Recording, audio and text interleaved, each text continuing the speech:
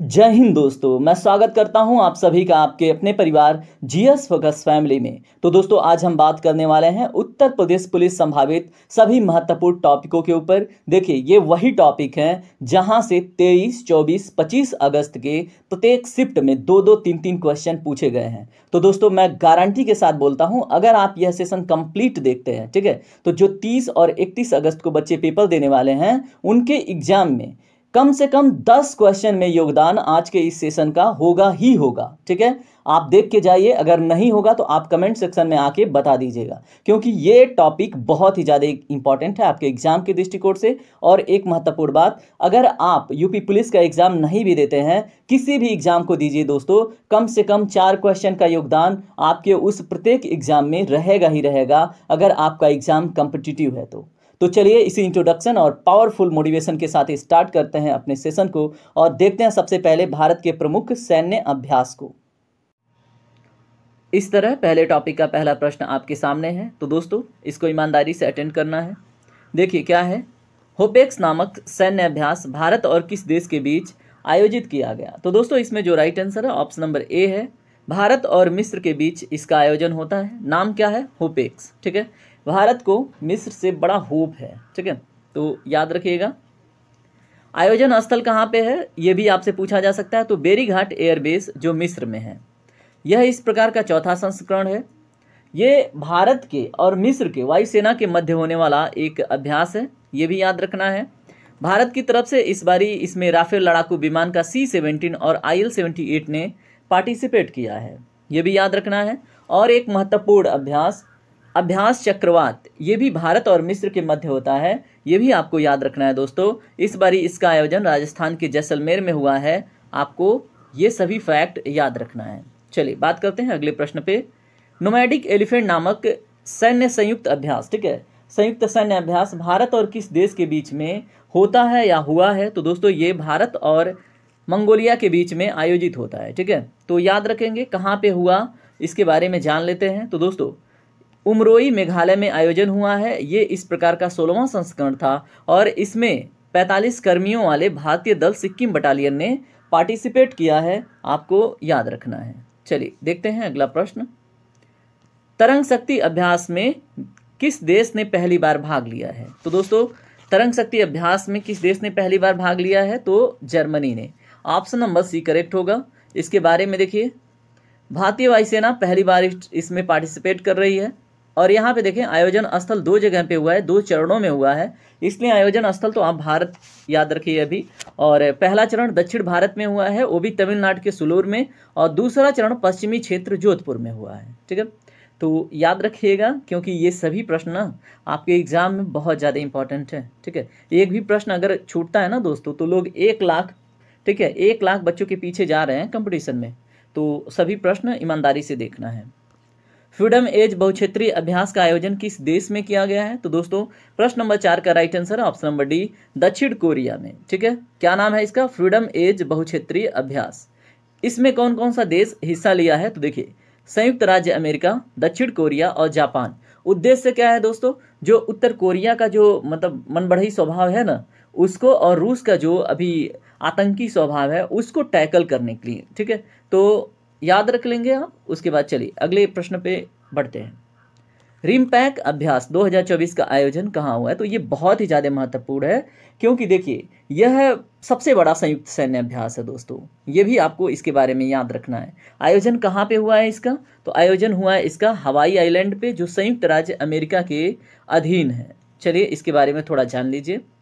यहाँ पे देखिए ये 29वां संस्करण था, इसमें भारत से INS शिवालिक ने पार्टिसिपेट किया है और यह इसमें 29 देशों ने भाग लिया है, और ये दुनिया का सबसे बड़ा अंतर्राष्ट्रीय अभ्यास है, मैंने पहले ही बता दिया था, है ना, और ये बहुत इंपॉर्टेंट है। प्रश्न नंबर 6 देखिए, बहुराष्ट्रीय अभ्यास रेड फ्लैग 2024 का आयोजन कहाँ किया गया है। तो दोस्तों रेड फ्लैग 2024 कहाँ पे हुआ है, जल्दी बताएं। इसका सही जवाब है अलास्का अमेरिका में। कहाँ पे, अलास्का अमेरिका में। ठीक है, तो आप याद रख के चलेंगे। चलिए इसके बारे में थोड़ा जान लीजिए। ये दूसरा संस्करण था इसका। ठीक है, भारत की तरफ से भारतीय सेना की एक टुकड़ी ने पार्टिसिपेट किया है। ठीक है, और इसमें IL-78 एयर टू एयर जो फाइट करती है, और C-17 परिवहन इसमें मतलब पार्टिसिपेट की है। आयोजन स्थल अमेरिका का अलास्का, ठीक है, और उसमें इल्सन वायुसेना के अड्डे पर ये हुआ है। उद्देश्य क्या है? बहुराष्ट्रीय वातावरण में वायु सैनिकों को एकीकृत करना, ये भी आपको याद रखना। अब यहाँ पे सबसे इंपॉर्टेंट बात, देखिए कोई भी एग्जाम हो, बड़ा रेयर होता है कि भारत और किसी अन्य देश के साथ अभ्यास पूछता है, ज़्यादातर अमेरिका के साथ ही पूछता है। तो अमेरिका के साथ भारत की ये सभी अभ्यास ना आपको याद रख लेना है, ठीक है। तो देखिए टाइगर ट्रम्प, वज्र प्रहार, कोप इंडिया, युद्ध अभ्यास, मालाबार अभ्यास, ये भारत और अमेरिका के साथ होने वाले अभ्यास हैं, ठीक है। तो याद रखेंगे। और मालाबार अभ्यास में अब ऑस्ट्रेलिया भी पार्टिसिपेट करता है। आप बताएंगे किस वर्ष से? जिमेक्स 2024, जिमेक्स, धर्म गार्जियन, ये कई बार पूछा जाता है, ठीक है। तो प्रश्न नंबर 7 का राइट आंसर क्या होगा दोस्तों? भारत और जापान के मध्य, ठीक है। तो आप तो धर्म गार्जियन याद रखेंगे ना। चलिए, आयोजन कहाँ पे हुआ है? जापान की योकोसुका में। इसका शुरुआत कब हुआ था? 2012 में। और कहाँ पे शुरुआत हुआ था? जापान में। भारत की ओर से आईएनएस शिवालिक ने इसमें भी पार्टिसिपेट किया है और रिमपैक में भी, ठीक है। ये 8वां संस्करण था, आप याद रखेंगे। और देखिए भारत और जापान के मध्य धर्म गार्जियन, ठीक है, और वीर गार्जियन, ये भी सैन्य अभ्यास मतलब होते हैं, याद रखेंगे। धर्म गार्जियन और वीर गार्जियन। चलिए बात करते हैं अन्य प्रश्न पे। संयुक्त सैन्य अभ्यास डस्ट लीक का आयोजन भारत और किस देश के मध्य किया गया है? तो दोस्तों डस्ट लीक यानी कि धूल लीक हो गया, या तो पेपर लीक होता है या तो डस्ट लीक हो रहा है, ठीक है। तो प्रश्न नंबर 8 का right answer option number C, Uzbekistan. Bharat और उज्बेकिस्तान मिलके क्या करते हैं? डस्ट लीक करते हैं और हमारा उत्तर प्रदेश क्या करता है? पेपर लीक करता है, ठीक है। चलें बात करते हैं अपने, देखिए इससे जुड़े अन्य महत्वपूर्ण फैक्ट। ये 5वां संस्करण था, इसका शुरुआत 2019 में उज्बेकिस्तान में हुआ था और आयोजन स्थल उज्बेकिस्तान के टमेंज जिले में है इस बार का, ठीक है।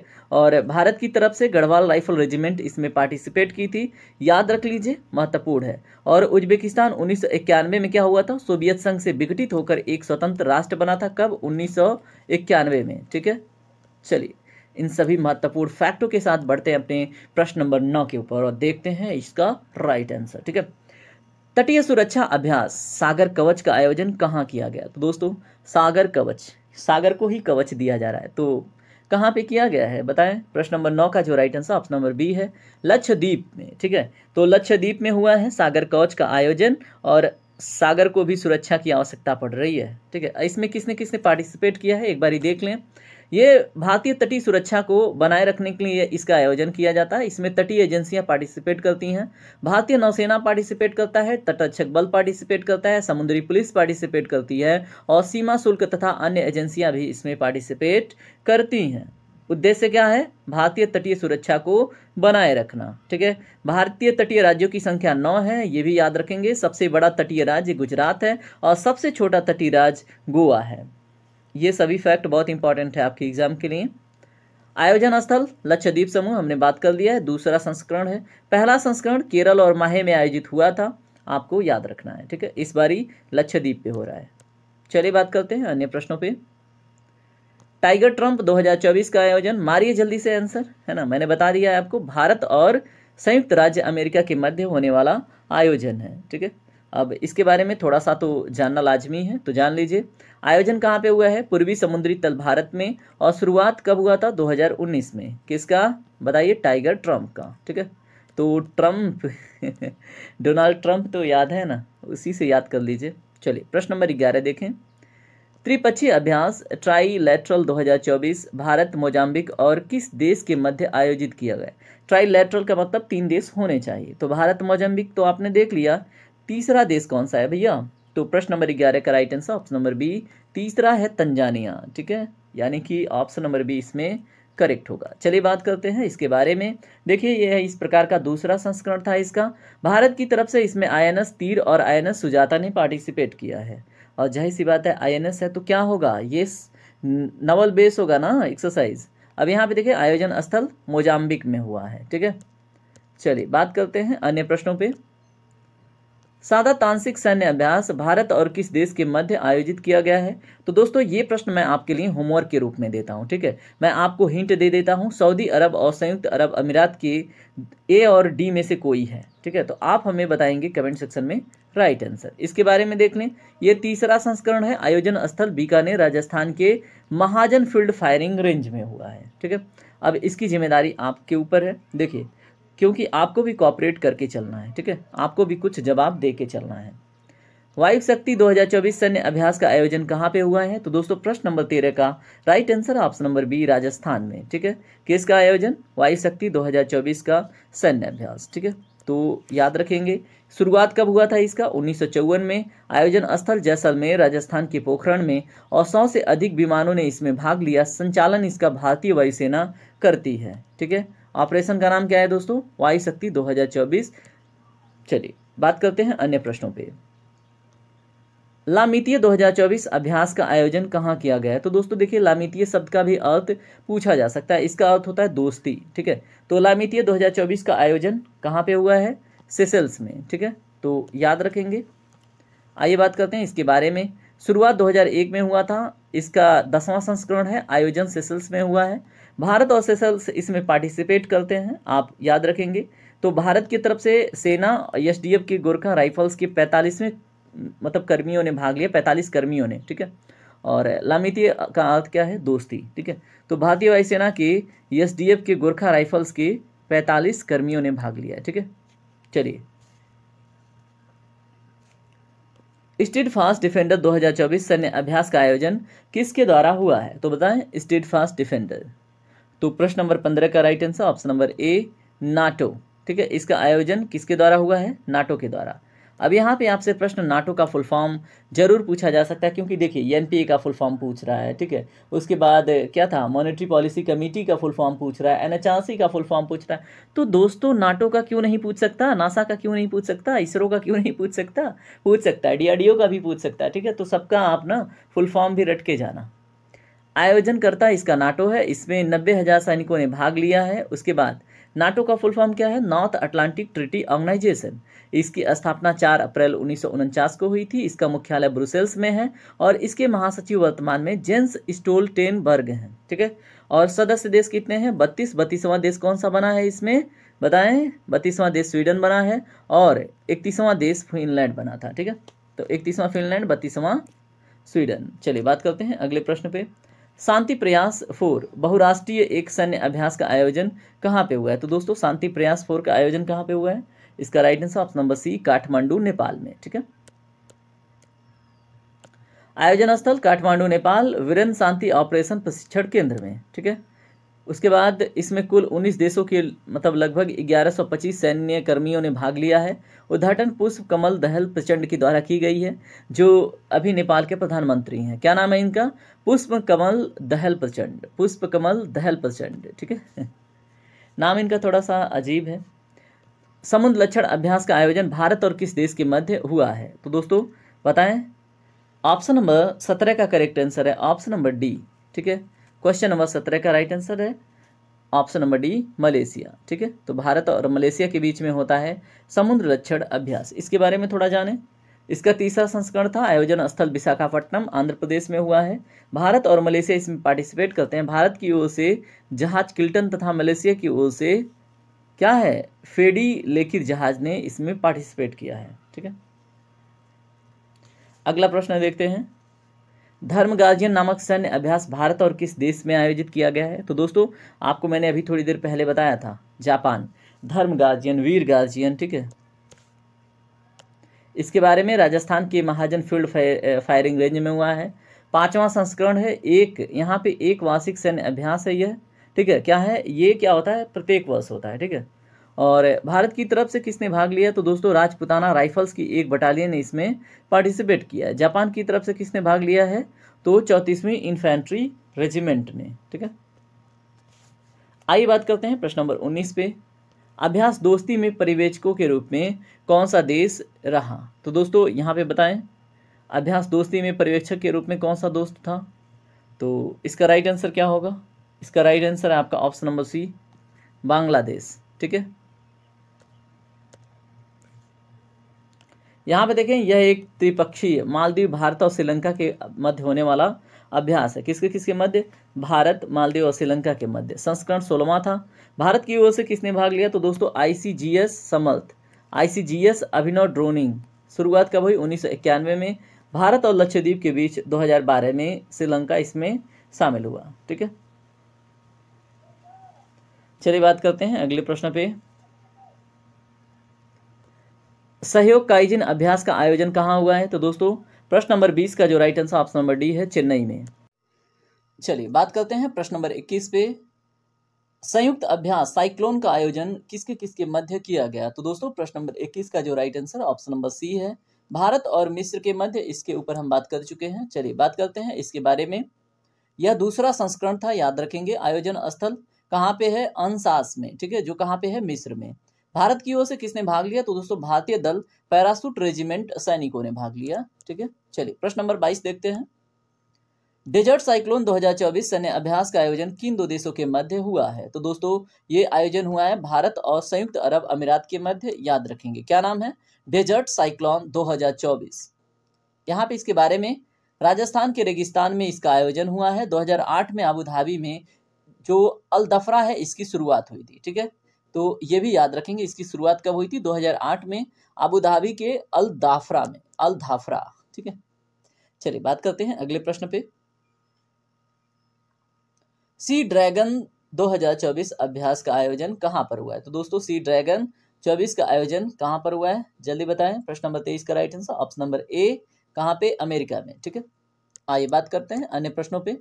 यहाँ पे देखिए इसके बारे में, ये चौथा संस्करण था। आयोजन स्थल USA का गुआम है। भारत की ओर से किसने भाग लिया? P-8 विमान ने।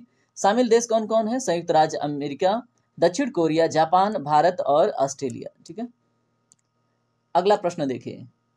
बहुराष्ट्रीय अभ्यास मिलन 24 का आयोजन कहाँ हुआ है? तो दोस्तों प्रश्न नंबर 24 का right answer option number A, Visakhapatnam, Andhra Pradesh में। इसके बारे में थोड़ा सा जान लें। इसका ये 12वां संस्करण था। आयोजन स्थल विशाखापट्टनम, आंध्र प्रदेश है। शुरुआत 1995 में इंडोनेशिया, सिंगापुर, श्रीलंका, थाईलैंड के साथ हुआ था। किसके द्वारा संचालित होता है? तो भारतीय नौसेना के द्वारा। यह एक द्विवार्षिक अभ्यास है, ये भी आपको याद रखना है। बाई क्या है बताइए? चलिए, सूर्य किरण 2023 सैन्य अभ्यास आयोजन भारत और किस देश के मध्य होता है? बहुत इजी क्वेश्चन और बहुत बार पूछा गया है। तो भारत और नेपाल के मध्य। ठीक है, चलिए बात करते हैं इसके बारे में।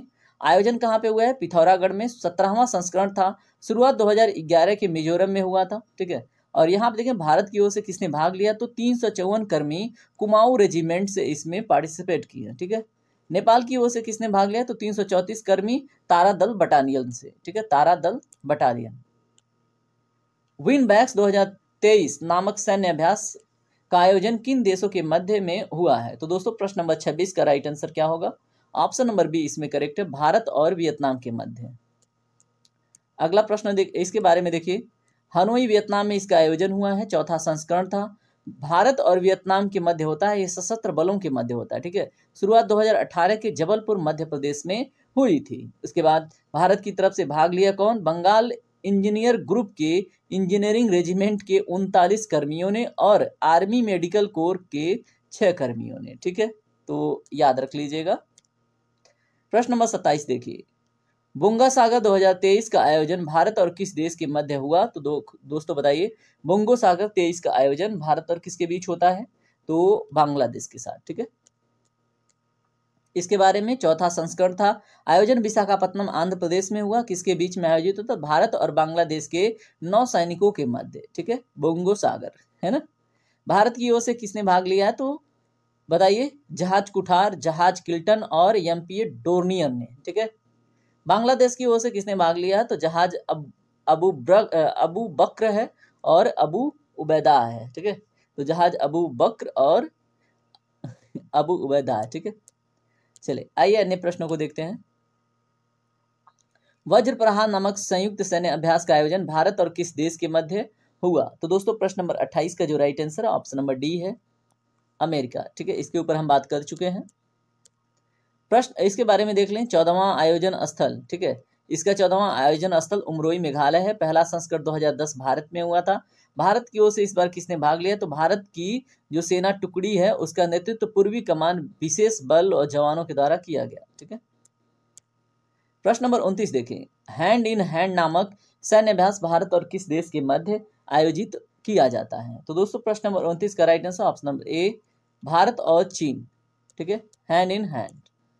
प्रश्न नंबर 30 देखिए, भारतीय नौसेना ने किसके साथ वरुण द्विपक्षीय अभ्यास का आयोजन किया है? तो दोस्तों भारतीय नौसेना ने किसके साथ? ऑप्शन नंबर डी करेक्ट है, भारत और फ्रांस के साथ। ठीक है, तो याद रखेंगे इस तरह से हमने सभी संयुक्त अभ्यासों को देख लिया। ठीक है, सभी सैन्य संयुक्त अभ्यासों को देख लिया। अब अगला हमारा टॉपिक क्या होगा बताएं? अगला टॉपिक होगा हमारा जो महत्वपूर्ण ऑपरेशन चला है। ठीक है, तो उसके बारे में हम बात करेंगे। तो चलिए अब उनसे रिलेटेड प्रश्नों को देखते हैं।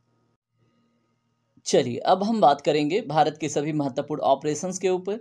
तो इसमें देखिए यहाँ से भी आपके एग्जाम में प्रश्न बनने की संभावना बहुत अधिक रहती है। ठीक है, तो देखिए पहला क्वेश्चन क्या है, इंटरपोल ने मानव तस्करी के विरुद्ध कौन सा अभियान शुरू किया है? तो दोस्तों प्रश्न नंबर 1 का जो right answer option number C है, इसका नाम क्या है? Operation star makers 2।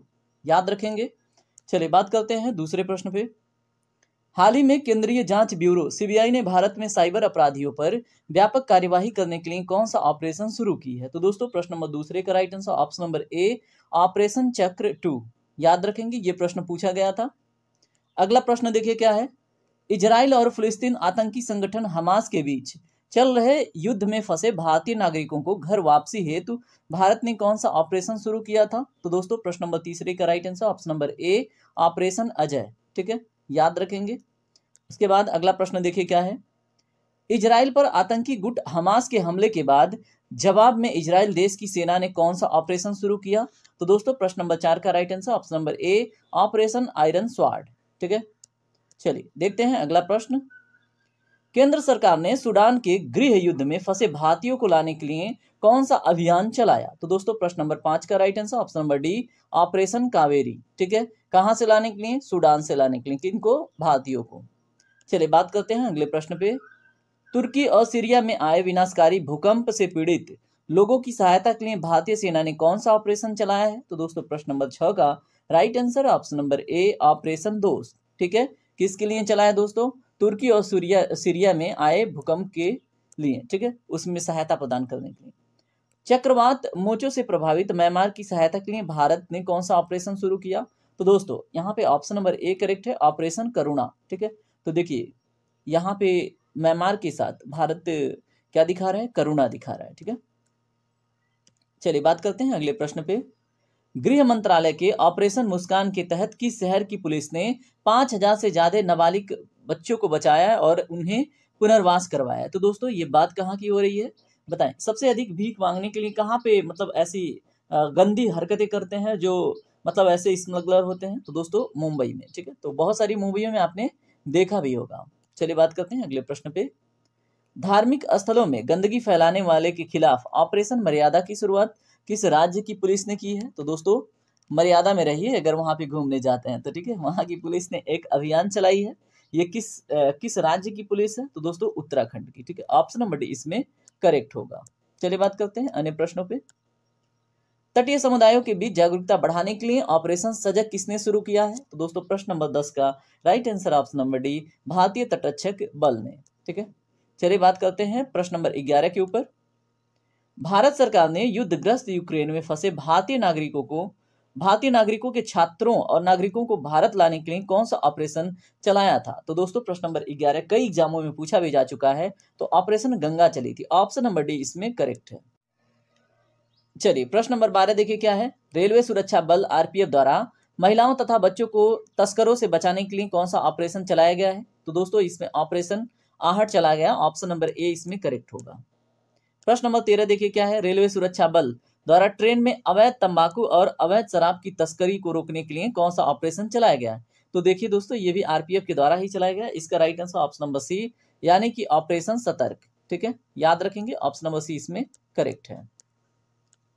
रेलवे सुरक्षा बल द्वारा रेल के माध्यम से नशीले पदार्थों की तस्करी को रोकने के लिए कौन सा ऑपरेशन चलाया गया? तो दोस्तों यहाँ पे थोड़ा सा डिफरेंट हट के क्वेश्चन है। ठीक है, वो जो पहला क्वेश्चन था वो अलग था और ये अलग है। तो प्रश्न नंबर 14 का right answer option number B, operation narcos. ठीक है,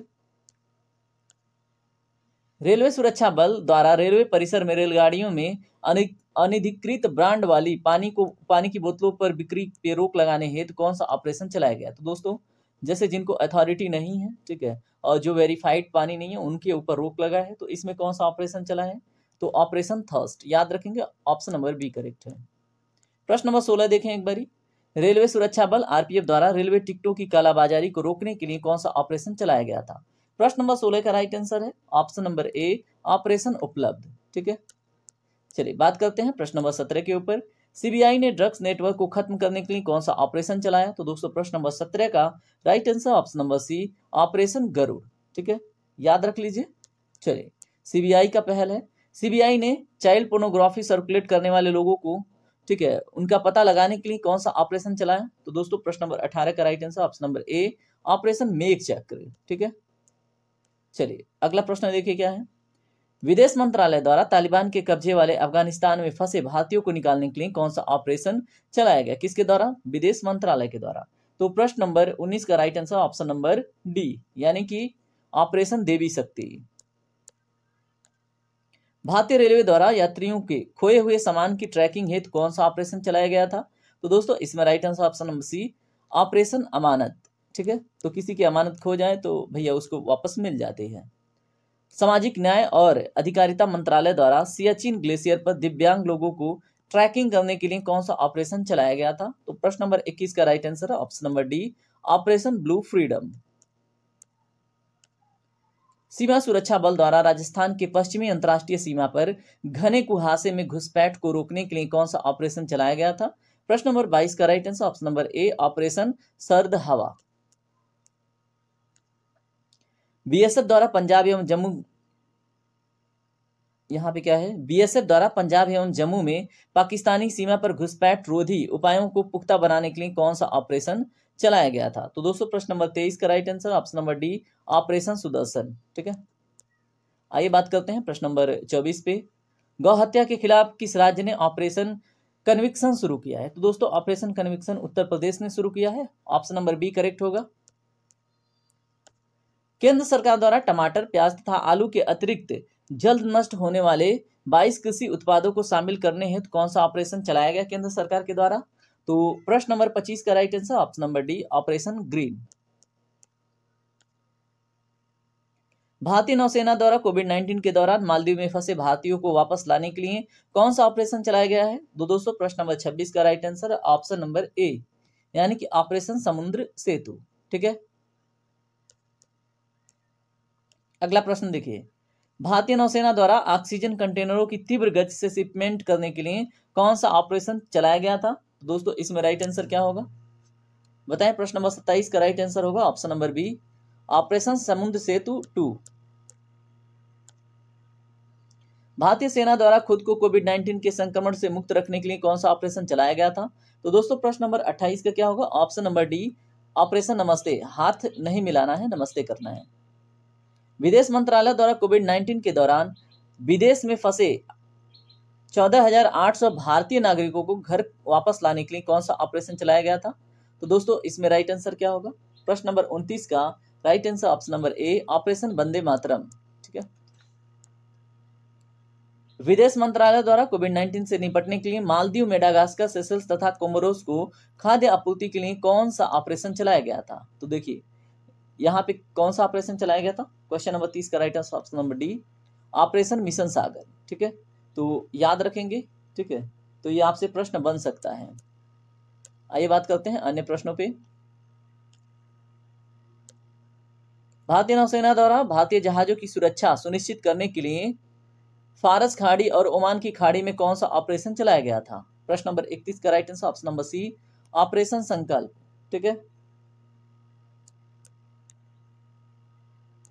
चलिए बात करते हैं प्रश्न नंबर 32 पे। कोचिन एयरपोर्ट लिमिटेड द्वारा एयरपोर्ट को बाढ़ के खतरों से बचाने के लिए कौन सा ऑपरेशन चलाया गया था? प्रश्न नंबर 32 का right answer option number C, operation Pravah. ठीक है, आइए बात करते हैं अगले प्रश्न पे। आंध्र प्रदेश सरकार द्वारा भांग की खेती एवं आपूर्ति को समाप्त करने के लिए कौन सा ऑपरेशन चलाया गया? प्रश्न नंबर 33 का right answer option number B, operation Parivartan. Bharat सरकार द्वारा भूकंप और सुनामी के प्रभावित इंडोनेशिया की मदद के लिए कौन सा ऑपरेशन चलाया गया था? तो भारत के द्वारा इंडोनेशिया की मदद, इसके लिए कौन सा ऑपरेशन चलाया गया? ऑप्शन नंबर डी करेक्ट है, ऑपरेशन समुद्र मैत्री। भारतीय सशस्त्र बल द्वारा ऑक्सीजन आपूर्ति श्रृंखला की तरह एंटी कोविड 19 प्रयासों में सहायता करने के लिए कौन सा ऑपरेशन चलाया गया था? तो दोस्तों प्रश्न नंबर 35 का right answer option number A, operation कोजिट। ठीक है, किसके लिए? भारतीय सशस्त्र बल द्वारा ऑक्सीजन आपूर्ति श्रृंखला की तरह एंटी कोविड 19 प्रयासों में सहायता करने के लिए। पुलवामा के मास्टरमाइंड आतंकी गाजा रशीद को पकड़ने के लिए कौन सा ऑपरेशन चलाया गया था? प्रश्न नंबर 36 का राइट आंसर क्या है? Option number A, operation 25।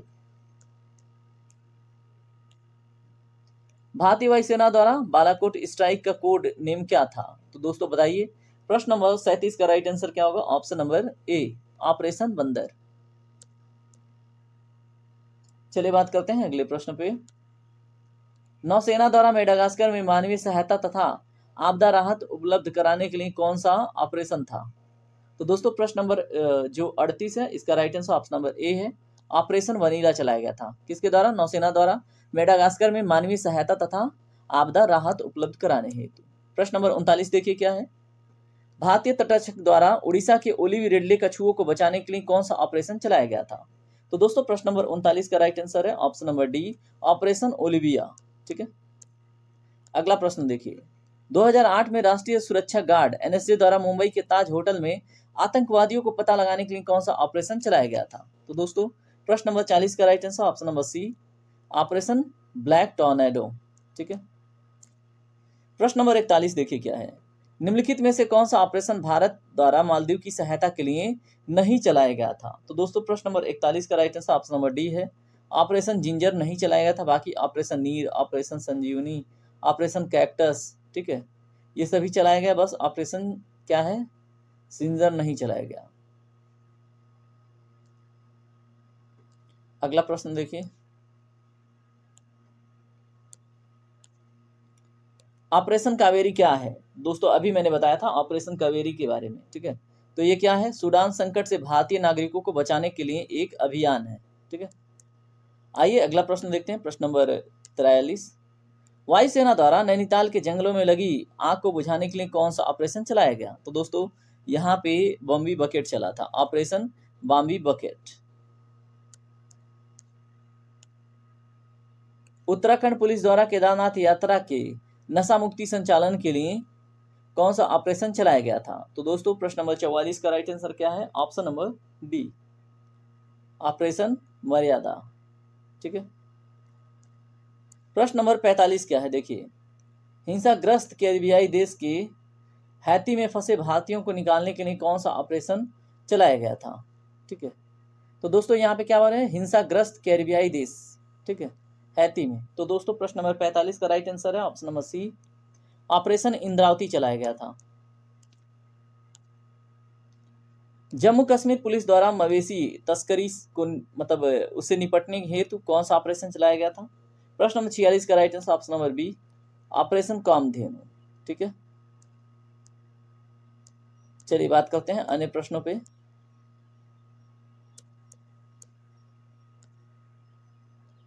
Kerala सरकार द्वारा एंटीबायोटिक दवाइयों के उपयोग को कम करने के लिए कौन सा ऑपरेशन चलाया गया? तो दोस्तों केरल सरकार है ये, और ये सतर्क रहती है, तो ऑप्शन नंबर सी करेक्ट होगा, ऑपरेशन अमृत।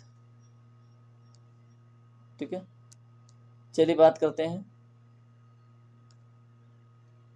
सीबीआई द्वारा साइबर अपराध माफिया को खत्म करने के लिए कौन सा ऑपरेशन चलाया था? ठीक है, तो सीबीआई द्वारा साइबर अपराध माफिया को खत्म करने के लिए ऑपरेशन चक्र 2, ये क्वेश्चन रिपीट हुआ है, याद रखेंगे।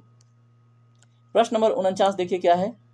राष्ट्रीय जांच एजेंसी द्वारा संगठित अपराध और आतंकवाद को समाप्त करने के लिए कौन सा ऑपरेशन चलाया गया था? दोस्तों प्रश्न नंबर 49 का right answer option number B, operation Dhvast. ठीक है,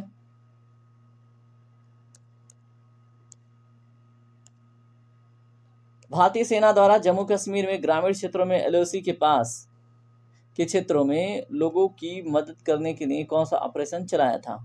तो दोस्तों यहाँ पे जो राइट आंसर है option number C correct, operation Sadbhavana. ठीक है, तो याद रखेंगे, सभी प्रश्न बहुत ज़्यादा इंपॉर्टेंट थे और सभी आप एक बारी देख लीजिएगा। ठीक है, क्योंकि यहाँ से प्रश्न पूछे जाने की संभावना अत्यधिक है। ठीक है, चलिए तब अब हम देखेंगे आगे के चैप्टरों को। ठीक है, और इस तरह से हमने जो ऑपरेशन था वो देख लिया। अब हम देखेंगे अंतर्राष्ट्रीय संगठन, उनके मुख्यालय और अंतर्राष्ट्रीय जो समझौते हुए हैं उनको। ठीक है, तो चलिए आगे बढ़ते हैं। चलिए अब बात करेंगे अंतर्राष्ट्रीय गठबंधन से संबंधित सभी महत्वपूर्ण प्रश्नों के ऊपर। तो देखिए आपके एग्जाम में 2 प्रश्न ऑलरेडी बन चुका है, एक केमिकल वेपन्स रिलेटेड एग्रीमेंट पे और एक बना है दोस्तों मॉन्ट्रियल प्रोटोकॉल पे। तो सभी प्रोटोकॉल और सभी एग्रीमेंट हम इसमें ब्रीफली देखेंगे। हम सिर्फ उन्हें देखेंगे जो आपके एग्जाम ओरिएंटेड हैं। यहाँ पे पहला प्रश्न देखिए क्या है, अंतर्राष्ट्रीय सौर गठबंधन उन देशों का गठबंधन है जिनमें अधिकांश निम्नलिखित में स्थित हैं। तो दोस्तों दिए गए ऑप्शन में जो करेक्ट होगा ऑप्शन नंबर सी करेक्ट होगा। कर्क और मकर रेखा के बीच में जो देश हैं, ठीक है, क्योंकि वहाँ पे सूर्य की रोशनी अच्छी खासी मिल जाती है। ठीक है, तो वो देश इसमें सम्मिलित हैं। इसका हेडक्वार्टर अगर पूछा जाए दोस्तों तो आप कमेंट सेक्शन में बताइएगा, भारत में है, भारत के किस प्रदेश में है।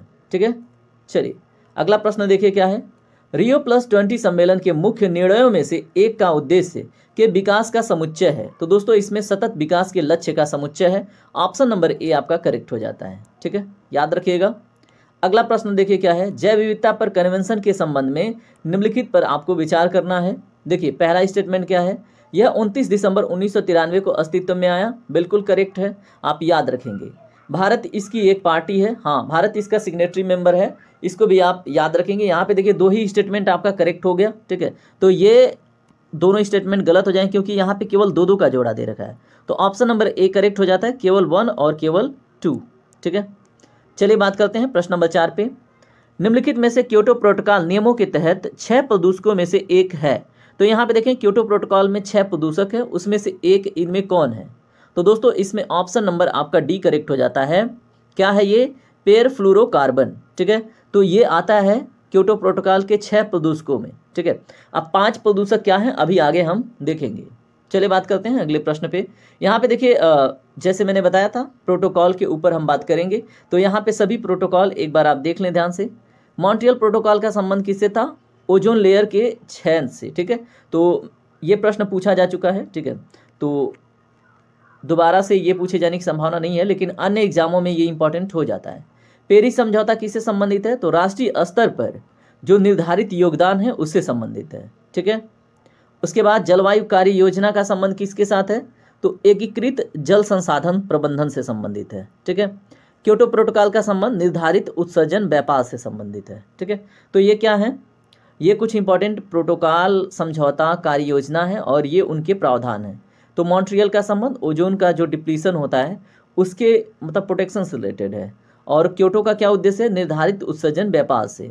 जलवायु कार्य योजना का इसका क्या है प्रावधान, एकीकृत जल संसाधन प्रबंधन से। ठीक है, तो याद रखेंगे, यहाँ से प्रश्न बनने की संभावना बहुत अधिक है।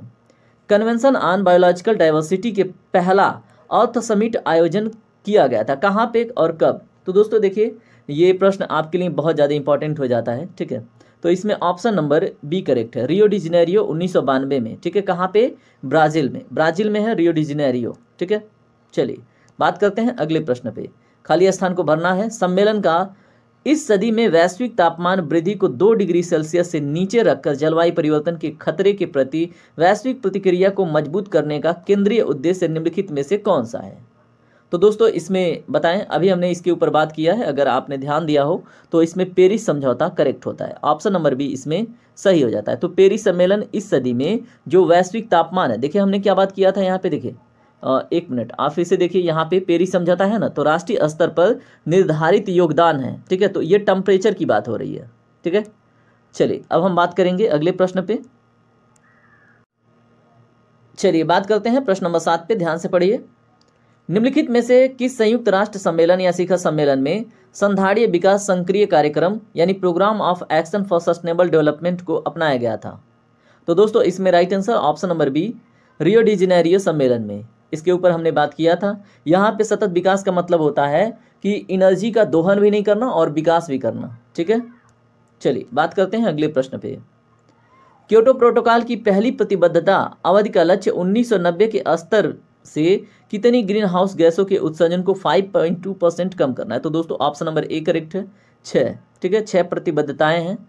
यहाँ पे कुछ इंपॉर्टेंट आपको कॉन्फ्रेंस और समिट देखने को मिलेगा, आप ध्यान से पढ़ेंगे। देखिए, स्टॉकहोम कॉन्फ्रेंस के बारे में आपसे प्रश्न बने अगर, तो यह मानव पर्यावरण 1972 के बारे में था। ठीक है, स्टॉकहोम स्वीडन में आयोजित एक वैश्विक पर्यावरण के बारे में पहली बार अंतर्राष्ट्रीय स्तर की बैठक थी। आप याद रखेंगे, क्या नाम है इसका? Stockholm conference. इसकी बैठक कब हुई? 1972 में।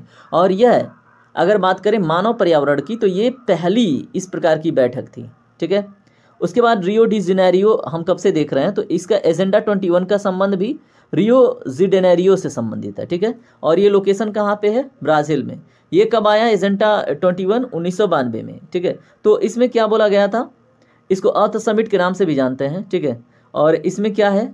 अगर पृथ्वी की जैव विविधता की रक्षा के लिए था। ठीक है, यहाँ पे देखिए जो बायोडाइवर्सिटी ऑफ अर्थ है, इसके प्रोटेक्शन से रिलेटेड है ये। ठीक है, और एजेंडा 21 रियो डी जेनेरियो ब्राज़ील में आयोजित एक संधारणीय विकास संक्रिय कार्यक्रम था। तो हमने बताया था सस्टेनेबल डेवलपमेंट को फॉलो करने वाला एक मतलब कार्यक्रम था। ठीक है, और हमने सस्टेनेबल डेवलपमेंट यानी कि सतत विकास को समझ लिया है।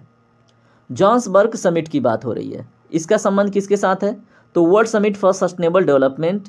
यहाँ पे WSSD का फुल फॉर्म अगर आपसे पूछा जाए, ठीक है, तो आपको पता होना चाहिए। ठीक है, क्या है इसका? World summit for sustainable development. अब यहाँ पे देखिए जोहान्सबर्ग 2002 में, ये जोहान्सबर्ग है कहाँ पे? दक्षिण अफ्रीका में। ठीक है, आयोजित जनसंख्या वृद्धि, तकनीकी और औद्योगिक प्रगति के नकारात्मक प्रभावों को कम करने के उद्देश्य से है। ठीक है, world summit for sustainable development में मेन उद्देश्य क्या है? इसका आयोजन किस लिए हुआ? जनसंख्या वृद्धि, तकनीकी और औद्योगिकी प्रगति के नकारात्मक प्रभावों को कम करने का उद्देश्य। ठीक है, मतलब जनसंख्या वृद्धि से ये सारी चीज़ें प्रभावित हो रही हैं, इन्हें कैसे कम किया जाए। अहमदाबाद कॉन्फ्रेंस का संबंध किसके साथ है? तो यह गुजरात के अहमदाबाद में आयोजित प्रवासी प्रजातीय वन्य जीव के संरक्षण पर कन्वेंशन है। ठीक है, फरवरी 2020 के प्रजातियों के संरक्षण पर कन्वेंशन की तरह यह मतलब ये 13वां सम्मेलन COP 13 है। ठीक है, तो अहमदाबाद कॉन्फ्रेंस तो याद रखेंगे। चलिए बात करते हैं अन्य प्रश्नों पे। कार्यकरण नियमों के अनुसार हस्ताक्षर और संपुष्टि से पहले अभी अंतर्राष्ट्रीय समझौते और संधियों को आवश्यकता होती है। तो दोस्तों देखिए, कार्यकरण नियमों के अनुसार जो हस्ताक्षर और संपुष्टि से पहले सभी अंतर्राष्ट्रीय जो समझौते और संधियां होती हैं, उस पर किसके सिग्नेचर या अनुमोदन की आवश्यकता होती है? तो दोस्तों प्रश्न नंबर 9 का right answer option number B. ठीक है, याद रखेंगे आप, मंत्रिमंडल का जो अनुमोदन होता है इसकी आवश्यकता होती है। चलिए प्रश्न नंबर 10 देखते हैं। क्योटो प्रोटोकॉल इस वर्ष लागू किया गया था, तो किस वर्ष लागू किया गया था बताइए?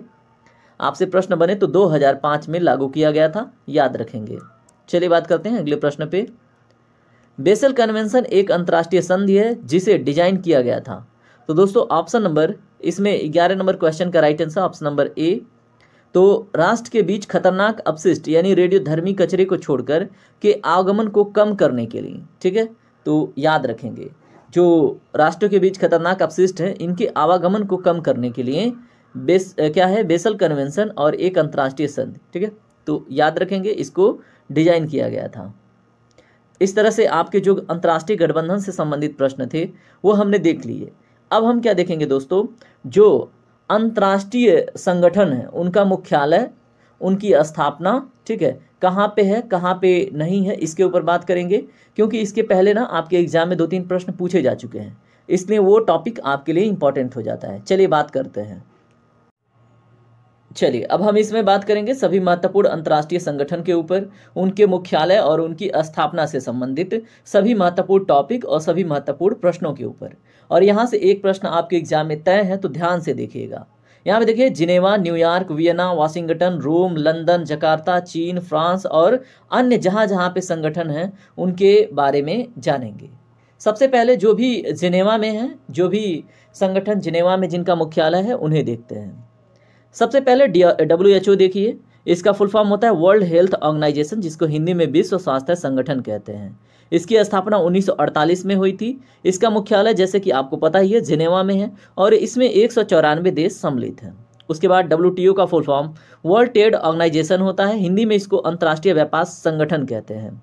इसका मुख्यालय भी जिनेवा में है। इसकी स्थापना 1 जनवरी 1995 को हुई थी। इसमें 164 देश सिग्नेटरी हैं, मतलब हस्ताक्षरित हैं। ILO, ठीक है, इसका फुल फॉर्म है इंटरनेशनल लेबर ऑर्गेनाइजेशन। इसका भी मुख्यालय जिनेवा में है। इसकी स्थापना 1919 में हुई थी और इसमें 187 देश सम्मिलित हैं। ISO इसका फुल फॉर्म क्या है? इंटरनेशनल ऑर्गेनाइजेशन फॉर स्टैंडर्डाइजेशन, ठीक है। तो आपको पता ही होगा ISO का टैग लगता है। उसके बाद इसका जो मुख्यालय है जिनेवा में है और स्थापना 1947 में हुई थी। 155 देश इसके सिग्नेटरी हैं। उसके बाद UNCTAD अंकटाड बोलते हैं, इसका फुल फॉर्म पूछ लिया जाए। अंक क्या है? United nation conference on trade and development. क्या है दोस्तों? United nation conference on trade and development. इसकी स्थापना 1964 में हुई थी। मुख्यालय आपको पता ही है जिनेवा में है। 195 देश इसके सिग्नेटरी हैं। उसके बाद ICRC का फुल फॉर्म क्या है? तो international committee of the red cross, ठीक है। तो स्थापना 1863 में हुई थी। मुख्यालय जिनेवा में है। इसको नोबेल प्राइज मिल चुका है 3 बार, 1917 में, 1944 में और क्या है दोस्तों बताएं? एक है 1963 में, ठीक है। तो याद रखिएगा 3 बार मिल चुका है इसको शांति का नोबेल पीस प्राइज। किसको? International committee of the red cross, ठीक है। तो याद रखेंगे। चलिए बात करते हैं अन्य ऑर्गेनाइजेशन के ऊपर। GATT इसका फुल फॉर्म होता है general agreement on tariff and trades. तो इसकी स्थापना 1947 में हुई। मुख्यालय जिनेवा में है। इसके संस्थापक देश 23 थे और बाद में इसी को WTO के नाम से जानते हैं 1995 से, ठीक है। और गाट की स्थापना 1947 में हुई थी। अब देखिए WPO आया है।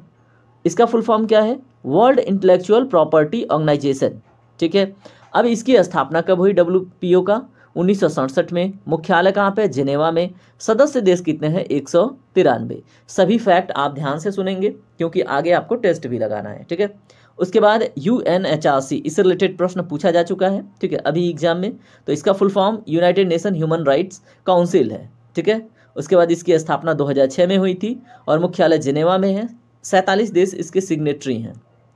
चलिए बात करते हैं अब हम न्यूयॉर्क में स्थित जो सभी मतलब महत्वपूर्ण ऑर्गेनाइजेशनों के मुख्यालय हैं उनके ऊपर। यहाँ पे देखिए यूनिसेफ इसका फुल फॉर्म पहले देखें। United Nations international children's fund. क्या है? United Nations international children's fund. इसकी स्थापना कब हुई? तो दोस्तों इसकी स्थापना कब हुई बताइए? 1946 में, 11 दिसंबर 1946। याद रखेंगे। मुख्यालय कहाँ पे है? न्यूयॉर्क, अमेरिका में, जैसे यहाँ पे हमने आपको पहले ही बता दिया है, ठीक है। उसके बाद इसके सदस्य देश 190 हैं। स्थापना 1946 में हुई, ठीक है। उसके बाद UNO इसका फुल फॉर्म है यूनाइटेड नेशंस ऑर्गेनाइजेशन, ठीक है। अब इसकी स्थापना 1945 में होती है। किसकी? UNO की स्थापना 1945 में होती है। उसके बाद इसका मुख्यालय तो सबको पता ही है, न्यूयॉर्क। और इसके सदस्य देश कितने हैं? 193। UNDP बहुत ज़्यादा पूछा जाता है इसका फुल फॉर्म, तो याद रखेंगे यूनाइटेड नेशंस डेवलपमेंट प्रोग्राम। स्थापना कब हुई? 1966 में। मुख्यालय कहाँ पे? न्यूयॉर्क में। सदस्य देश कितने हैं? 170, ठीक है। UNDP की स्थापना 1966, मुख्यालय न्यूयॉर्क, सदस्य देश 170, ठीक है। उसके बाद देखें UNSC United nation security council, ठीक है। इसकी स्थापना भी 1945 में हुई और यूनाइटेड नेशन ऑर्गेनाइजेशन की भी स्थापना 1945 में हुई। तो यहाँ पे सिक्योरिटी काउंसिल के बारे में बात करें तो इसके सदस्य देश 15 हैं और जिसमें 5 स्थायी हैं और 10 अस्थायी हैं। और जो अस्थायी देश हैं वो आपके एग्जाम में पूछ लिए जाते हैं। अमेरिका है, चीन है, फ्रांस है, ब्रिटेन है और रूस है। फिर से रिपीट करता हूँ, अमेरिका, चीन, फ्रांस, ब्रिटेन, रूस, ठीक है। तो ये 5 देश स्थायी सदस्य हैं किसके? यूनाइटेड नेशन सिक्योरिटी काउंसिल के। बाकी 10 देश अस्थायी हैं। चलिए बात करते हैं अब जो वियना में स्थित मुख्यालय हैं उनके ऊपर, ठीक है। तो ओपेक का नाम आपने सुना होगा, जिसका फुल फॉर्म होता है organisation of the petroleum exporting countries. तो इसका फुल फॉर्म है, ठीक है। इसकी स्थापना 1960 में हुई थी, याद रखेंगे। हेडक्वार्टर तो आपको पता चली गया, मुख्यालय कहाँ पे है? वियना में, ठीक है। वियना कहाँ पे? ऑस्ट्रिया में। संस्थापक देश कौन कौन है? ईरान, इराक, कुवैत और सऊदी अरेबिया, जहाँ से क्या होता है? तेल निकलता है, ठीक है। तो उसके बाद देखिए वेनेजुएला में, ठीक है। संस्थापक देश ईरान, इराक, कुवैत, सऊदी अरब और वेनेजुएला, क्योंकि यहाँ पे जो खनिज तेल होता है ना दोस्तों, वो बहुत अधिक मात्रा में निकलता है। और जो ओपेक है ना, ये इन्हीं से रिलेटेड चीज़ें हैं, ठीक है। जो खनिज तेल जो आपकी आती है ना, उसको क्या बोलते हैं आप? बैरल के हिसाब से आती है, जो रॉ ऑयल होती है, क्रूड ऑयल होती है, ठीक है। तो उससे रिलेटेड एग्रीमेंट है और इसमें सदस्य देश 13 हैं। उसके बाद देखिए IAEA यानी इंटरनेशनल एटॉमिक एनर्जी एजेंसी, इसकी स्थापना 1957, मुख्यालय वियना और सदस्य देश कितने हैं? 175, ठीक है। उसके बाद CTBTO का फुल फॉर्म क्या है? Comprehensive nuclear test ban treaty organisation, ठीक है। इसके ऊपर प्रश्न पूछ लिया गया है। Comprehensive nuclear test ban treaty organisation, इसकी स्थापना 1996 में हुई थी। मुख्यालय कहाँ पे? वियना ऑस्ट्रिया में। और सदस्य देश कितने हैं? 196, ठीक है, जिसमें सिग्नेटरी केवल कितने हैं? 186।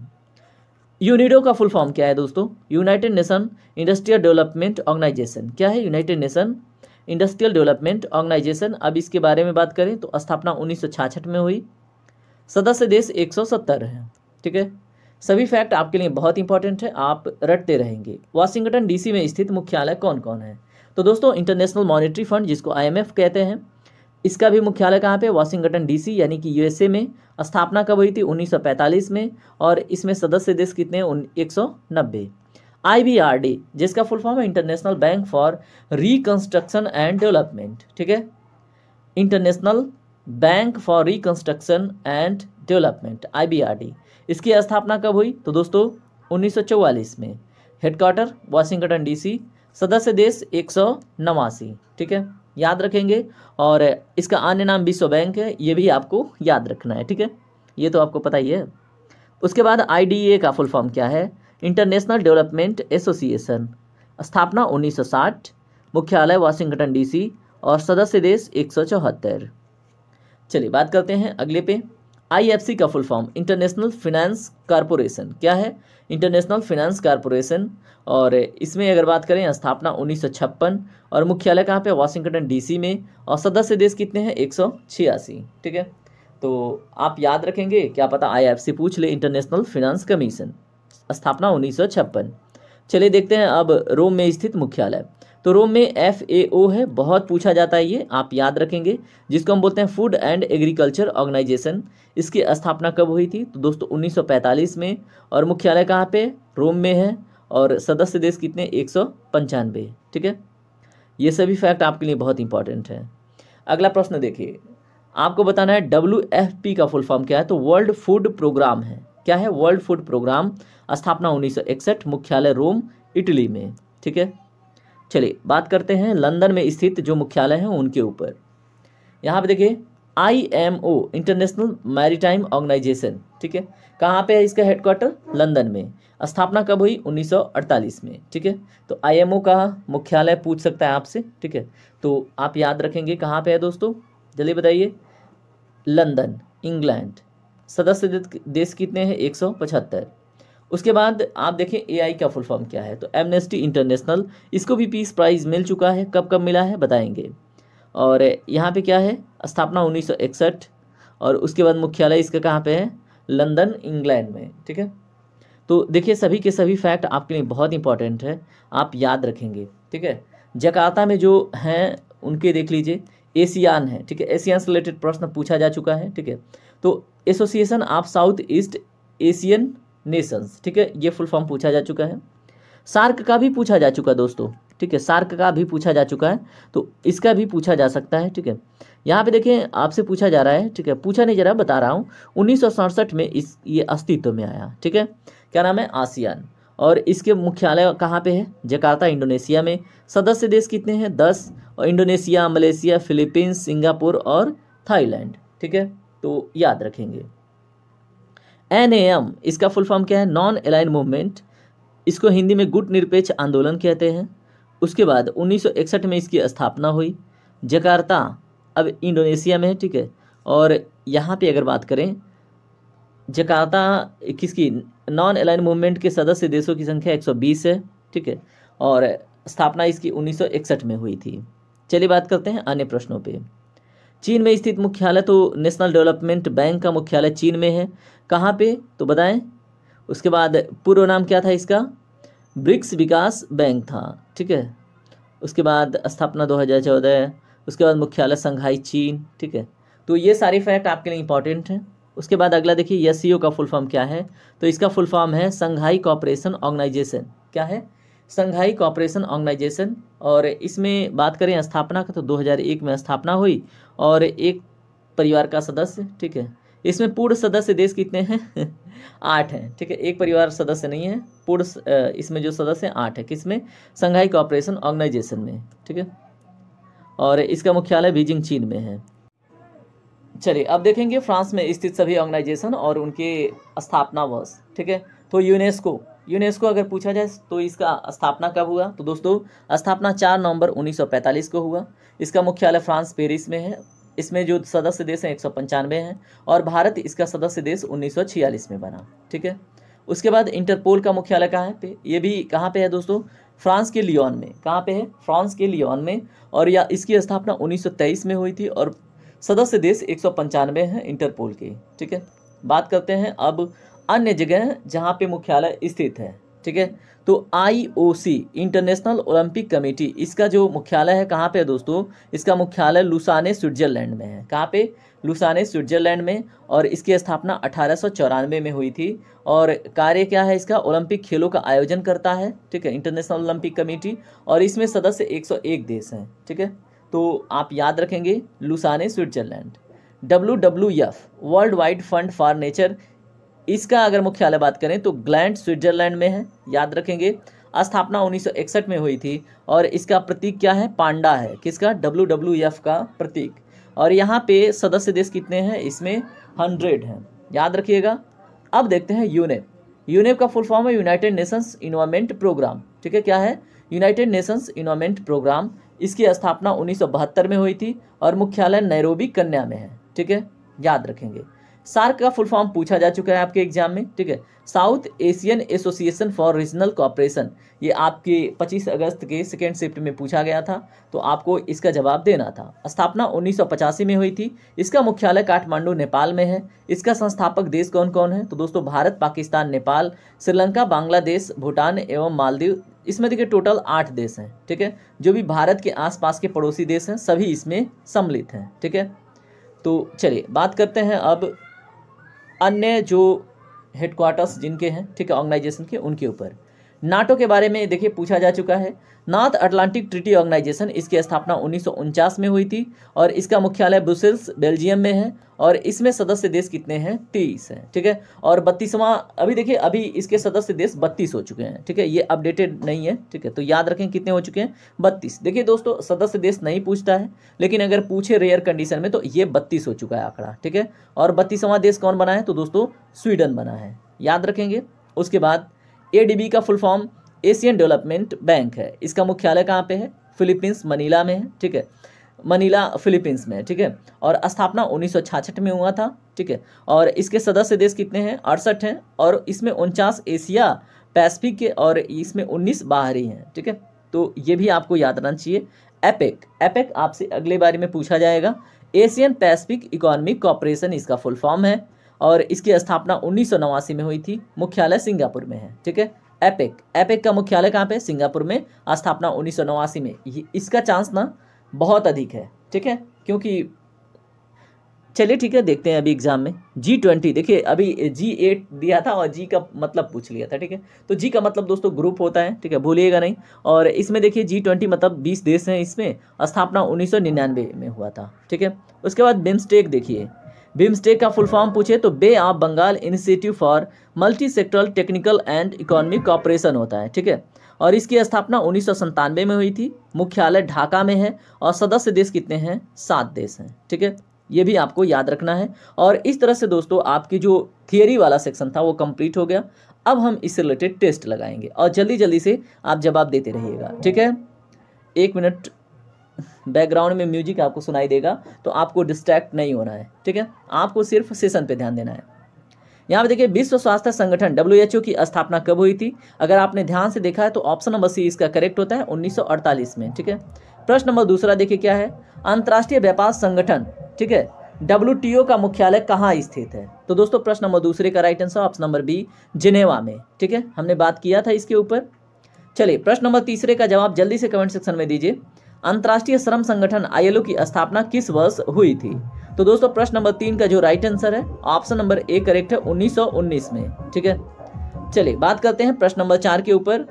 अंतर्राष्ट्रीय मानकीकरण संगठन ISO के कितने सदस्य देश हैं। तो दोस्तों प्रश्न नंबर 4 का राइट आंसर क्या है, ऑप्शन नंबर B, 155 देश। ठीक है, चलिए बात करते हैं प्रश्न नंबर 5 के ऊपर। संयुक्त राष्ट्र व्यापार और विकास सम्मेलन अंकटाड का जो मुख्यालय है कहाँ पर स्थित है।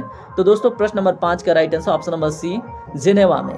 ठीक है, तो याद रखेंगे आप। चलिए प्रश्न नंबर 6 देखिए। रेड क्रॉस अंतर्राष्ट्रीय समिति ICRC के संस्थापक कौन थे। तो दोस्तों इसके संस्थापक कौन थे? प्रश्न नंबर 6 का right answer option number C, Henry Dunant. ठीक है, तो आपसे ये प्रश्न पूछा जा सकता है, याद रखेंगे। WTO से पहले कौन सी संस्था थी जो अंतर्राष्ट्रीय व्यापार से संबंधित थी? तो दोस्तों इसमें ऑप्शन नंबर सी करेक्ट है, GATT गाट, और इसकी स्थापना कब हुई थी? 1947 में। ठीक है, आपको मैं बता चुका हूं इसके बारे में। प्रश्न नंबर 8 देखिए, विश्व बौद्धिक संपदा संगठन WIPO की स्थापना किस वर्ष हुई थी? तो दोस्तों प्रश्न नंबर 8 का right answer option number B, कब? 1967 में। ठीक है, याद रखेंगे। चलिए बात करते हैं प्रश्न नंबर 9 के ऊपर। संयुक्त राष्ट्र मानवाधिकार परिषद UNHRC का मुख्यालय कहाँ स्थित है? तो दोस्तों प्रश्न नंबर 9 का राइट आंसर ऑप्शन नंबर ए, जिनेवा में। ठीक है, चलिए बात करते हैं प्रश्न नंबर 10 पे। यूनिसेफ का मुख्यालय कहाँ स्थित है? तो दोस्तों प्रश्न नंबर 10 का right answer option number D है, न्यूयॉर्क में। ठीक है, याद रखिएगा। प्रश्न नंबर 11 देखिए क्या है, संयुक्त राष्ट्र संघ UNO की स्थापना किस वर्ष हुई थी? तो दोस्तों इसमें राइट आंसर की बात करें तो ऑप्शन नंबर ए करेक्ट है, 1945 में। ठीक है, चलिए प्रश्न नंबर 12 देखिए क्या है, संयुक्त राष्ट्र सुरक्षा परिषद UNSC के कितने अस्थायी सदस्य हैं? ठीक है, तो दोस्तों इसमें ऑप्शन नंबर बी करेक्ट है, 5। ठीक है, और जिनके ऊपर बात मैं कर चुका हूं, आप कमेंट सेक्शन में पांचों का नाम लिख दीजिएगा। पेट्रोलियम निर्यातक देश संगठन OPEC का मुख्यालय कहाँ स्थित है? तो दोस्तों वियना, हमने बात किया था ऑस्ट्रिया के वियना में। ठीक है, चलिए प्रश्न नंबर 14 देखिए, अंतर्राष्ट्रीय परमाणु ऊर्जा अभिकरण IAEA की स्थापना कब हुई थी? तो दोस्तों प्रश्न नंबर 14 का राइट आंसर ऑप्शन नंबर ए, 1957 में हुई थी। चलिए प्रश्न नंबर 15 देखते हैं, विश्व वन्य जीव कोष WWF का प्रतीक क्या है? तो दोस्तों हमने बात किया था, क्या है? World wide fund for nature, इसके लिए हमने पांडा की बात करी थी। ठीक है, ऑप्शन इसका क्या होगा? चलिए ऑप्शन नंबर डी है। प्रश्न नंबर 16 देखिए, एशियाई विकास बैंक का मुख्यालय कहाँ स्थित है? दोस्तों प्रश्न नंबर 16 का राइट आंसर क्या है? ऑप्शन नंबर सी, फिलीपींस के मनीला में। ठीक है, चलिए बात करते हैं अगले प्रश्न पे। नॉर्थ अटलांटिक जो संधि संगठन है नाटो, इसकी स्थापना किस वर्ष हुई थी? तो दोस्तों प्रश्न नंबर 17 का राइट आंसर ऑप्शन नंबर ए, 1949 में। ठीक है, उसके बाद प्रश्न नंबर 18 देखिए क्या है, अंतर्राष्ट्रीय मुद्रा कोष का मुख्यालय कहाँ स्थित है? तो दोस्तों प्रश्न नंबर 18 का राइट आंसर है ऑप्शन नंबर बी, कहाँ पे? वाशिंगटन DC में। किसका? इंटरनेशनल मॉनेटरी फंड का। प्रश्न नंबर 19 देखिए, अंतर्राष्ट्रीय पुनर्निर्माण एवं विकास बैंक IBRD का अन्य नाम क्या है? तो दोस्तों विश्व बैंक, ऑप्शन नंबर सी इसमें करेक्ट हो जाता है। प्रश्न नंबर 20 देखिए, और ये इस सेशन का मतलब जैसे मान लीजिए अंतर्राष्ट्रीय संगठन और मुख्यालय संबंधित ये लास्ट क्वेश्चन होगा। इसके बाद हम देखेंगे अन्य अपने प्रमुख टॉपिकों को। एशिया प्रशांत आर्थिक सहयोग का मुख्यालय कहाँ स्थित है? तो दोस्तों प्रश्न नंबर 20 का right answer option number B, Singapore में। ठीक है, और ये प्रश्न आपके लिए बहुत ही ज्यादा महत्वपूर्ण था। चलिए अब हम बात करेंगे अन्य टॉपिक के ऊपर, तो उसके लिए आप बने रहें सेशन में। ठीक है, चलिए अब हम बात करेंगे GST टॉपिक से संबंधित सभी महत्वपूर्ण प्रश्नों के ऊपर, और ध्यान से आप सभी क्वेश्चन अटेंड करेंगे क्योंकि आपको एग्जाम में पास होना है। ठीक है, तो पहला प्रश्न देखिए क्या है, GST किस तरह का कर है? तो दोस्तों यहाँ पे अगर राइट आंसर की बात करें तो ऑप्शन नंबर डी हो जाता है, अप्रत्यक्ष कर है। ठीक है, चलिए बात करते हैं अगले प्रश्न पे।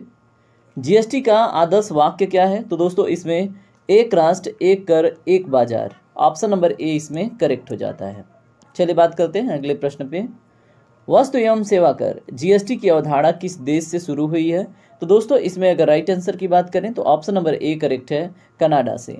चलिए बात करते हैं प्रश्न नंबर 4 के ऊपर, भारत में राष्ट्रव्यापी GST का विचार सबसे पहले निम्न में से किसके द्वारा प्रस्तावित किया गया था?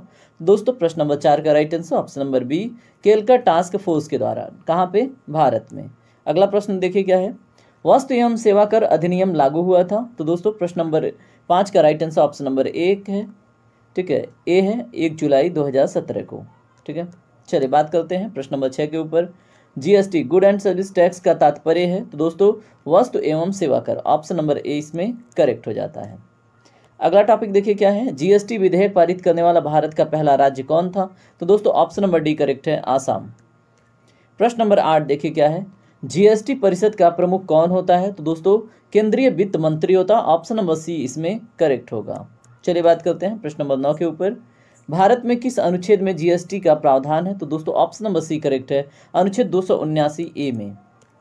प्रश्न नंबर 10 देखें, 1946 में जिन करेंसी नोटों को चलन से बाहर किया था?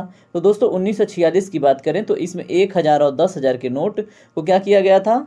अर्थव्यवस्था से बाहर किया गया था। चलिए प्रश्न नंबर 11 देखिए, 2016 में नोटबंदी के दौरान RBI के गवर्नर कौन थे? तो दोस्तों ऑप्शन नंबर बी करेक्ट है, उर्जित पटेल उस समय थे। ठीक है, आइए बात करते हैं जल्दी जल्दी। जीएसटी परिषद की बैठकों में केंद्र सरकार के वोट का महत्व कितना होता है? तो दोस्तों यहाँ पे बात करें तो 1/3 होता है, यानी ऑप्शन नंबर ए करेक्ट होगा। ठीक है, डाले गए वोटों का 1/3। प्रश्न नंबर 12 का राइट आंसर ऑप्शन नंबर ए। प्रश्न नंबर 13 देखें, 2016 में की गई नोटबंदी में किस मूल्य की मुद्रा को चलन से बाहर किया गया था? दोस्तों बहुत ही simple question, option number B 500 और 1000 के नोट को। ठीक है, प्रश्न नंबर 14 देखिए, नोटबंदी भारत सरकार द्वारा की गई थी, कब की गई थी? तो यहाँ पे 8 नवंबर 2016 को, ऑप्शन नंबर बी इसमें करेक्ट हो जाता है। ठीक है, तो इस प्रकार से आपने बहुत सारे क्वेश्चन जल्दी जल्दी देख लिया। प्रश्न नंबर 15 देखिए, निम्न में से कौन सा जीएसटी के टैक्स स्लैब में शामिल नहीं है? 5% है, 12% है, 18% है, 30% नहीं है, ऑप्शन नंबर डी करेक्ट होगा। और इसमें कितना है दोस्तों? 28% है, याद रखेंगे। आइए प्रश्न नंबर 16 देखते हैं, किस संविधान संशोधन अधिनियम के रूप में जीएसटी पारित हुआ था? दोस्तों प्रश्न नंबर 16 का right answer option number A 101वें। ठीक है, चलिए प्रश्न नंबर 17 देखिए क्या है, जीएसटी लागू करने वाला दुनिया का पहला देश कौन सा था? तो दोस्तों यहाँ पे राइट आंसर क्या होगा? प्रश्न नंबर 17 का right answer option number C है, फ्रांस। ठीक है, आइए बात करते हैं प्रश्न नंबर 18 पे, निम्न में से कौन सा निकाय वस्तु एवं सेवा कर के तहत मुनाफाखोरी से संबंधित सभी शिकायतों को संभालता है? प्रश्न नंबर 18 का right answer option number C कौन है? भारतीय प्रतिस्पर्धा आयोग। ठीक है, तो जीएसटी के तहत मुनाफाखोरी से संबंधित सभी शिकायतों को संभालता है कौन? सीसीआई। ठीक है, तो याद रखेंगे। चलिए बात करते हैं अन्य प्रश्नों पे, किसी मुद्रा को कानूनी रूप से हटाने या अलग करने की प्रक्रिया को क्या कहते हैं? तो दोस्तों विमुद्रीकरण कहते हैं। क्या कहते हैं? डीमोनेटाइजेशन कहते हैं, याद रखिएगा। चलिए अगला प्रश्न देखिए, जीएसटी अधिनियम में आईजीसीटी की अधिकतम दर क्या है? तो दोस्तों 40% है, ऑप्शन नंबर डी करेक्ट हो जाता है। कौन से मूल्य के नोट को विमुद्रीकरण की घोषणा के तुरंत बाद पेश किया गया था? तो दोस्तों 8 नवंबर 2016 को 2000 का नोट उपस्थित किया गया था, घोषित किया गया था, लाया गया था।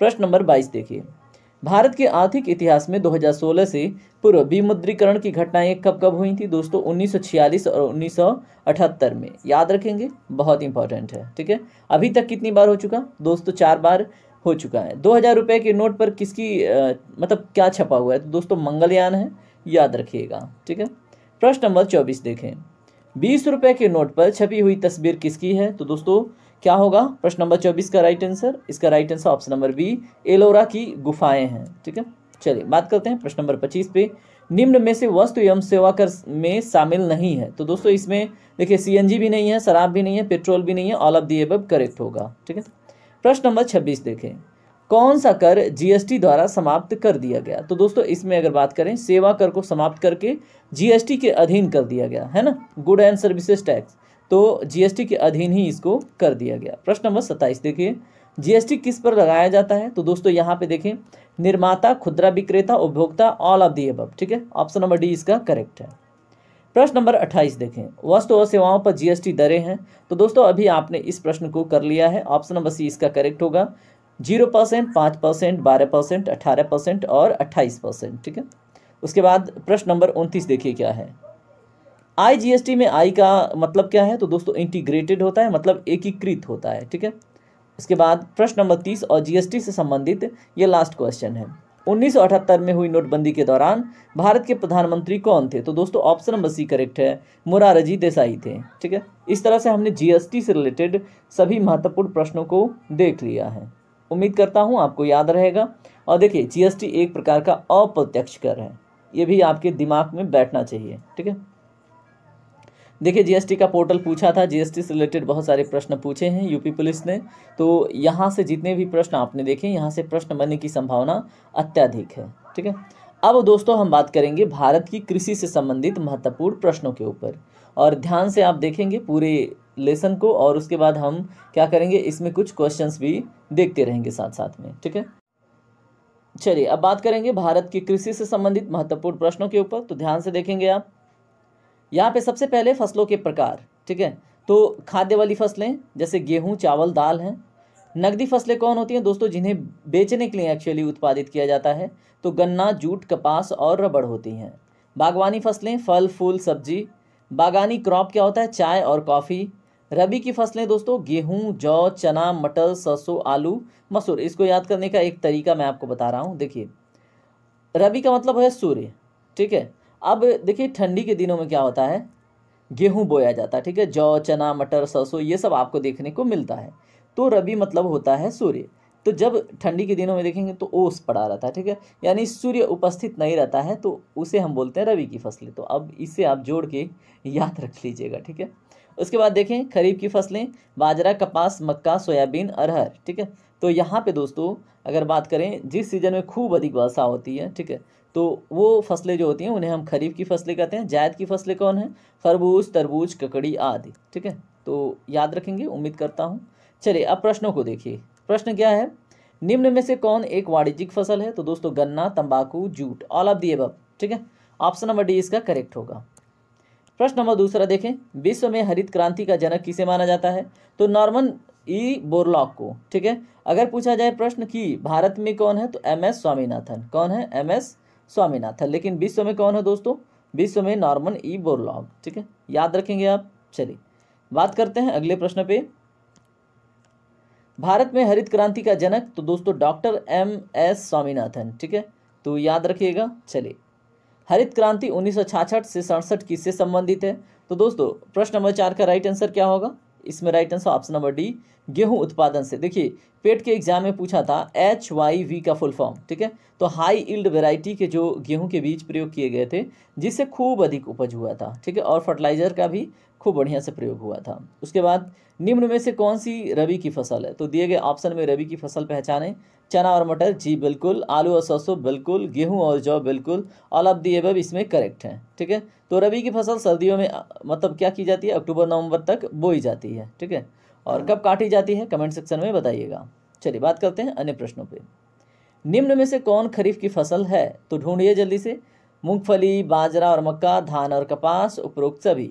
तो प्रश्न नंबर 6 का राइट आंसर क्या होगा? ऑल ऑफ दी अबव, ठीक है। मूंगफली, बाजरा और मक्का, धान और कपास सभी क्या हैं? खरीफ की फसलें हैं। आपको इसमें क्या करना है? रोपाई की जाती है किस फसल की? तो दोस्तों दोस्तों चलिए दोस्तों यहाँ पे धान करेक्ट होगा, ठीक है, याद रखेंगे। चलिए प्रश्न नंबर 8 देखिए क्या है। भारत का कौन सा राज्य चावल का सर्वाधिक उत्पादन करता है? दोस्तों इसमें पश्चिम बंगाल सही है, और दूसरे स्थान पे अपना क्या है? उत्तर प्रदेश है। और भारत का धान का कटोरा छत्तीसगढ़ कहलाता है। और क्षेत्र पूछ लिया जाए तो गोदावरी और कृष्णा का डेल्टाई क्षेत्र क्या कहलाता है? भारत का धान का कटोरा। प्रश्न नंबर 9 देखिए। भारत में सबसे अधिक कपास का उत्पादन कौन सा राज्य करता है? तो दोस्तों इसमें Gujarat, option number C correct है, ठीक है। तमिलनाडु अगर दक्षिण भारत में देखें तो चाय का उत्पादन करता है, ठीक है। और महाराष्ट्र में प्याज, काजू इसके लिए ये फेमस है। बिहार किसके लिए फेमस है? किसके उत्पादन के लिए आप बताइएगा हमें। प्रश्न नंबर 10 देखिए। भारत में गन्ने का सबसे बड़ा उत्पादक राज्य, तो दोस्तों उत्तर प्रदेश है। और उत्पादकता की दृष्टिकोण से महाराष्ट्र है, ये भी आपको याद रखना है। चलिए अगला प्रश्न देखिए। सोयाबीन का सबसे अधिक उत्पादन करने वाला राज्य, तो दोस्तों सोया प्रदेश मध्य प्रदेश है, याद रखेंगे। और इसी को दलहन और तिलहन का भी प्रदेश कहते हैं क्योंकि मध्य प्रदेश में खूब उपजाया जाता है, ठीक है। और एक चीज़ और याद रखेंगे, अगर सरसों की सबसे अधिक उपज की बात करेंगे तो दोस्तों ये राजस्थान हो जाता है। कहाँ पे? राजस्थान। पश्चिम बंगाल में चावल सबसे अधिक उत्पादित होता है, याद रखेंगे। उत्तर प्रदेश में तो दोस्तों यहाँ पे गेहूँ, आलू, गन्ना, उसके बाद दूध, ये सब उत्तर प्रदेश के सबसे अधिक उपज देने वाले फसल हैं। उसके बाद देखिए जूट की खेती के लिए सर्वाधिक उपयुक्त मिट्टी होती है। तो दोस्तों प्रश्न नंबर इसका जवाब दें। इसमें दोमट या जलोढ़ मिट्टी में सबसे अधिक जूट की खेती होती है और बहुत अच्छा पैदावार होता है। देश की सबसे अधिक कॉफ़ी का उत्पादन किस राज्य में होता है? तो दोस्तों कर्नाटक में। और कर्नाटक के कुर्ग डिस्ट्रिक्ट में ही क्या है? कॉफ़ी अनुसंधान केंद्र है, ठीक है। चलिए प्रश्न नंबर 14 देखिए। किस राज्य को मसालों का बगीचा कहा जाता है? तो दोस्तों इसमें ऑप्शन नंबर सी करेक्ट है, केरल। और इलायची पहाड़ी कहाँ पे है? केरल में। चलिए प्रश्न नंबर 15 देखते हैं। किस राज्य को धान का कटोरा कहा जाता है? तो दोस्तों इसके ऊपर हम बात किए हैं छत्तीसगढ़ को। प्रश्न नंबर 16 देखिए। निम्न में से कौन सा जोड़ा सही नहीं है? श्वेत क्रांति दुग्ध उत्पादन सही है, हरित क्रांति खाद्य उत्पादन सही है, नीली क्रांति गलत, ये मछली उत्पादन से संबंधित है। नीली क्रांति किससे संबंधित है दोस्तों? मछली उत्पादन से।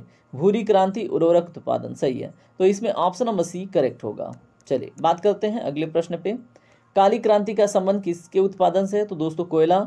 झींगा किससे है? गुलाबी क्रांति से। दलहन किससे है? आप बताइएगा। मत्स्य किससे है? नीली क्रांति से। गुलाबी क्रांति, झींगा आपके सामने ही आ गया, ऑप्शन नंबर बी इसका करेक्ट होगा। नीली क्रांति का संबंध किसके उत्पादन से है? तो दोस्तों बताइए। इसको अभी मैंने आपको बताया, इसका आप राइट आंसर कमेंट सेक्शन में दे सकते थे, ठीक है। मत्स्य से, मछलियों से संबंधित है। उसके बाद कौन सी फसल नकदी फसल में सम्मिलित है? तो दोस्तों गन्ना, कपास, जूट, उपरोक्त सभी, ऑल ऑफ द अबव इसमें करेक्ट है। प्रश्न नंबर 21 देखें आप, भारतीय राज्यों में दालों का सबसे बड़ा उत्पादक राज्य? तो दोस्तों मध्य प्रदेश है, ठीक है, याद रखेंगे। प्रश्न नंबर 22 देखिए, भारत में कौन सी एजेंसी खाद्यान्न उत्पादन की खरीद, वितरण और भंडारण के लिए जिम्मेदार है? तो दोस्तों खरीद, वितरण और भंडारण के लिए कौन जिम्मेदार है? प्रश्न नंबर बताएं जल्दी से, इसका राइट आंसर भारतीय खाद्य निगम, ऑप्शन नंबर डी करेक्ट होगा। प्रश्न नंबर 23 देखिए, भारत में सबसे कम वर्षा वाला स्थान? तो दोस्तों लेह है। सबसे अधिक वर्षा कहाँ पे होता है? चेरापूंजी यानी कि मौसिनराम ग्राम में। प्रश्न नंबर 24 देखिए, विश्व का सबसे अधिक वर्षा वाला स्थान? तो दोस्तों मौसिनराम ग्राम, याद रखेंगे, बहुत इंपॉर्टेंट है। प्रश्न नंबर 25 देखिए, भारत के उत्तरी मैदान में शीत ऋतु में वर्षा होती है, किसके कारण? तो दोस्तों पश्चिमी विक्षोभ के कारण। पश्चिमी विक्षोभ उठता है भूमध्य सागर से, फिर काला सागर से पानी उठाता है, फिर कैस्पियन सागर से, उसके बाद आके क्या करता है, ठंडी के दिनों में पंजाब में, जम्मू कश्मीर में वर्षा करता है, ठीक है, याद रखिएगा। प्रश्न नंबर 26 देखिए, रेगुर किसका नाम है? तो दोस्तों इसमें राइट आंसर क्या होगा? देखिए ये भी मैंने आपको बताया है कई सेशन में, ये क्या है? काली मिट्टी का, ठीक है, नाम है। रेगुर मिट्टी भी कहते हैं काली मिट्टी को। प्रश्न नंबर 27 देखिए, कौन सी मिट्टी नदियों के निर्माण के द्वारा, ठीक है, नदी कौन सी मिट्टी नदियों द्वारा निर्मित है? तो दोस्तों देखिए कभी कभी फ्लो में ना सिंपल चीज़ें भी मतलब इधर उधर हो जाती हैं, ठीक है, तो इसमें राइट आंसर क्या है? जलोढ़ मिट्टी, ठीक है। कौन सी मिट्टी नदियों द्वारा निर्मित है? जलोढ़, और बहुत अधिक उपज देती है, ठीक है। प्रश्न नंबर 28 देखें, भारत में सर्वाधिक क्षेत्र में पाया जाता है? तो दोस्तों उष्णकटिबंधीय क्या है? आर्द्र पर्णपाती वन, यानी कि 28 का क्या हो जाएगा? ऑप्शन नंबर बी इसमें करेक्ट होगा। चलिए बात करते हैं अगले प्रश्न पे। भारत में मानसून की उत्पत्ति होती है, कहाँ से होती है? दोस्तों इसका राइट आंसर क्या है? दक्षिण पश्चिमी पवन द्वारा, ठीक है। प्रश्न नंबर 30 देखिए, कृषि किस सूची का विषय है? तो दोस्तों बताएं। प्रश्न नंबर 30 का राइट आंसर ऑप्शन नंबर ए, राज्य सूची का, ठीक है। और इस तरह से हमने कृषि विषय से भी संबंधित बहुत सारे इंपॉर्टेंट प्रश्न देखे हैं। अब हम बात करेंगे अगले टॉपिक अलंकार के ऊपर, ठीक है। तब तक आप सेशन में बने रहिए और देखिए लाइक वाइक कर लिया करो यार, कंजूसी करते हो। आइए बात करते हैं। चलिए अब बात करते हैं अलंकार टॉपिक के ऊपर। देखिए प्रत्येक शिफ्ट में आपसे कम से कम 2 क्वेश्चन पूछा जा रहा है, ठीक है। तो इस टॉपिक पे ज़्यादा टाइम नहीं देंगे, 5 मिनट में हम 2 क्वेश्चन पक्का करेंगे। यानी कंपटीशन में अब आप 4 लाख बच्चों से आगे जा रहे हो, ठीक है, इस 5 मिनट में। तो जल्दी से देखिए इसको क्या है। यहाँ पे देखिए क्या, अलम धन का 2 शब्दों से मिलकर ये अलंकार बनता है। इसमें जो अलम का अर्थ होता है दोस्तों, उसका अर्थ होता है आभूषण या गहना, ठीक है। अगर पूछ ले तो आपको पता होना चाहिए, क्योंकि पूछा था ना G8 में जी का क्या मीनिंग है। तो दोस्तों ग्रुप वैसे यहाँ पे भी पूछा जा सकता है। यहाँ पे देखें, काव्य की शोभा बढ़ाने वाले तत्व को हम क्या कहते हैं दोस्तों? अलंकार कहते हैं। तो अगर अलंकार का परिभाषा पूछ ले तो काव्य की शोभा बढ़ाने वाले तत्वों को हम क्या कहते हैं? अलंकार कहते हैं। यहाँ पे देख लीजिए, हम यहाँ पे शब्दालंकार और अर्थालंकार के ऊपर ही बात करेंगे। मतलब इसमें जितने दिख रहे हैं और इसमें जितने दिख रहे हैं उसी के ऊपर हम बात करेंगे। चलिए यहाँ पे देखिए क्या है, अलंकार 2 प्रकार के होते हैं, अर्थालंकार और शब्दालंकार मुख्यतः। सबसे पहले हम बात कर लेते हैं अर्थालंकार के ऊपर, और देखिए इसमें ट्रिक से हम देखेंगे, ठीक है। तो जब पंक्ति में योजक चिन्ह भी आए और योजक चिन्ह के साथ सा, सी, से, सरिस आए, ठीक है, तो वहां पे आंख बंद करके आपको उपमा अलंकार लगा देना है। योजक चिन्ह और सा, सी, से, सरिस। उसके बाद यहाँ पे 2 एग्जाम्पल देखिए, मुख चंद्रमा सा सुंदर, तो यहाँ पे देखिए योजक चिन्ह के साथ क्या है? सा आया है। कर कमल सा कोमल, यहाँ पे भी योजक चिन्ह के साथ सा आया, तो यहाँ पे क्या हो गया? उपमा अलंकार, ठीक है। बाकी आपको कुछ ज़्यादा दिमाग लगाने की आवश्यकता नहीं है। उसके बाद यहाँ पे अन्य एग्जाम्पल भी देख लें, कर कमल सा कोमल, ठीक है, मखमल के झूल पड़े हाथी सा टीला, तो यहाँ पे भी योजक चिन्ह के साथ सा आया है, तो आप पहचान लेंगे अब, ठीक है। योजक चिन्ह के साथ सा, सी, से, सरिस आए तो उपमा अलंकार हो जाएगा, आंख बंद करके लगा लीजिएगा, ठीक है। उसके बाद देखिए रूपक अलंकार क्या होता है? योजक चिन्ह तो आए लेकिन उसके साथ जब सा, सी, से न आए तो वहां पे होता है रूपक अलंकार, ठीक है। समझ में आया? उपमा और रूपक में बस इतना ही अंतर है कि योजक चिन्ह दोनों जगह यहाँ पे आएगा, लेकिन रूपक में सा, सी, से योजक चिन्ह के साथ नहीं आएगा। ये ट्रिक है, आप याद रखेंगे। जैसे मैया मैं तो चंद्र खिलौना लय हूँ, तो यहाँ पे योजक चिन्ह है लेकिन सा, सी, से कहीं पे देखने को नहीं मिला, इसलिए ये क्या है? रूपक अलंकार। उम्मीद है एग्जाम में आप सही करेंगे। एक एग्जाम्पल और देखिए, चरण कमल बंदाओ हरिराई, देखिए ये पूछा जा चुका है एग्जाम में, ठीक है। तो यहाँ पे रूपक अलंकार देखिए सिर्फ योजक चिन्ह आया है, ठीक है। तो याद रखेंगे। चलिए अब बात करते हैं उत्प्रेक्षा अलंकार होता क्या है। यहाँ पे आपको कुछ शब्दों को रटना है, ज्यों, मानो, यू, मनु, जनु, जान, मनहु, जनहु, ठीक है। तो जिस वाक्य में इनमें से कोई भी आपको शब्द देखने को मिले वहाँ पे उत्प्रेक्षा अलंकार आंख बंद करके लगा लीजिए। एक दो बारी प्रैक्टिस करेंगे तो याद हो जाएगा।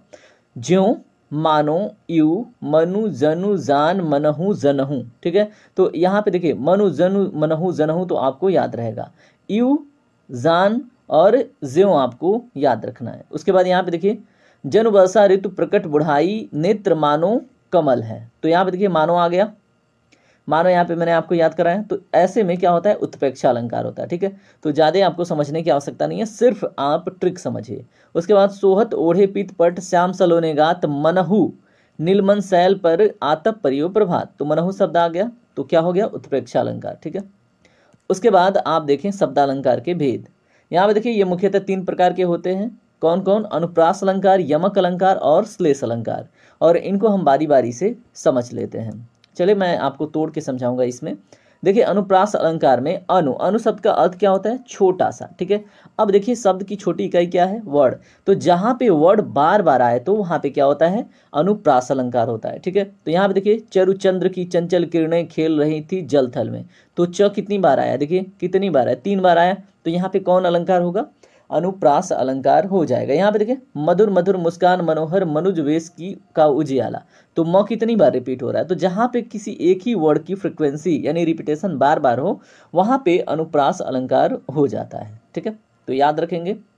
उसके बाद देखिए यमक अलंकार। यमक अलंकार में क्या होता है, एक ही शब्द एक से अधिक बार आए और उसके अर्थ भी बार बार अलग अलग निकले, ठीक है। तो वहाँ पे हो जाता है यमक अलंकार। अब यहाँ पे देखिए कनक कनक ते सौगुनी मादकता अधिकाय वा खाए बौराय नर या पावे बौराय, ठीक है। तो यहाँ पे देखिए कनक कनक 2 बार आया है और दोनों बार इसका मतलब अलग अलग है। एक कनक का मतलब क्या होता है दोस्तों, धतूरा। एक कनक का मतलब होता है सोना, ठीक है। या तो कोई सोना पा जाए तो बौरा जाए या तो कोई धतूरा खा जाए तो बौरा जाए, ठीक है। तो ऐसे में क्या हो गया, यमक अलंकार, ठीक है। यहाँ पे देखिए काली घटा का घमंड घटा। तो घटा घटा 2 बार आया है और दोनों बार इसके अलग मतलब है। उम्मीद है समझ पा रहे होंगे। यहाँ पे अन्य एग्जाम्पल देख लें। माला फेरत जुग गया फिरा न मन का फेर कर का मन का डारी दे मन का फेर। ये पूछा जा चुका, ठीक है। तो ये आपके पुलिस के एक शिफ्ट में पूछा जा चुका है। तो यहाँ पे क्या है, यमक अलंकार है, ठीक है। याद रख लेंगे। चलिए बात करते हैं अन्य।